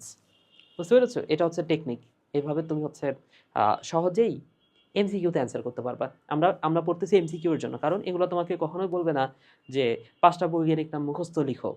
ঠিক আছে? এগুলো তোমাকে দিলে এমসিকিউতে দিবে। তাহলে এইচ এফ এন এফ মানে হচ্ছে গোলপাতা, নিপা ফ্রুটিকান্স। সুন্দরী গাছের বৈজ্ঞানিক নাম এইচ আর এফ দিয়ে। হ্যাঁ, তাহলে এইচ এফ দিয়ে কি ভাইয়া দেখো, এই যে হেরিটেরিয়া ফমিস। ওকে, এরপরে কে মানে হচ্ছে কেওড়া। কে মানে কি ভাইয়া? কে মানে হচ্ছে দেখো, কে মানে হচ্ছে কেওড়া, এস এ। তাহলে কে মানে হচ্ছে কেওড়া, তাহলে এস এ। গেলো মানে হচ্ছে ভাইয়া এই যে গরান, সরি এই যে গণান্ত লিখছি, গেলো মানে কি ভাইয়া?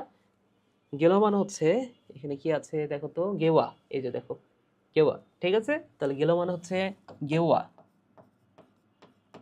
গেওয়া। হুম। সিডি মানে হচ্ছে গরান, গাজা মানে হচ্ছে হাড় গোজা, ঠিক আছে? গাজা মানে কি ভাইয়া? এই যে হাড় গোজা, হাড় গোজা। বাইন মানে হচ্ছে বাইন, হাতে মানে হচ্ছে হিতাল, ঠিক আছে ভাইয়া? এই যে হাতে মানে কি ভাইয়া? হাতে মানে হচ্ছে হিতাল। হিতালটা কোথায়? হিতাল কোথায়? হিতাল, আচ্ছা যাই হোক, হাতে মানে হচ্ছে হিতাল, হিতাল। ওকে, তাহলে দেখো এইভাবে তোমরা এই ৫-৭টা মনে রাখতে পারো, এবং পরীক্ষায় কিন্তু এই ৫-৭টাই আসে, বুঝতে পেরেছো? আদার্স কোনো কিছু আসে না। তো এরপরের অংশটা তাহলে আমরা লোনা মাটির উদ্ভিদগুলো পড়লাম, জাস্ট ছোট্ট একটা টপিক এখন, সেটা হচ্ছে মেসোফাইট। তাহলে লোনা মাটি, লোনা মাটিতে তো লোনা পানি থাকে আর কি, আর মেসোফাইট মানে হচ্ছে স্বাদু পানি। তাহলে মিষ্টি পানি বা স্বাদু পানি, যে মাটিতে মিষ্টি পানি প্রয়োজনীয় স্বাভাবিক মাত্রায় থাকে, সেই জায়গাতে যে উদ্ভিদগুলো জন্মায় তাদেরকে বলা হয় মেসোফাইট। যেমন আম, জাম, কাঁঠাল, লিচু, কলা, কাঁঠাল, সেগুন, এগুলো হচ্ছে মেসোফাইটের উদাহরণ। তো এটা নিয়ে আর কিছুই পড়তে হবে না। তাহলে মেসোফাইট মানে হচ্ছে যারা মিষ্টি পানি, মতে মেসোফাইট, মতে মিষ্টি পানি। তবে আশা করি তোমরা বুঝতে পেরেছো। যতটুকু পড়িয়েছি আমার মনে হয় না তোমাদের সমস্যা আছে, হ্যাঁ, বা সমস্যা থাকার কথা না, কারণ সেইভাবে পড়ানোর চেষ্টা করেছি। তো ভাইয়া ক্লাসটা এখানে শেষ করি। সবাই ভালো থাকো, সুস্থ থাকো, টাটা।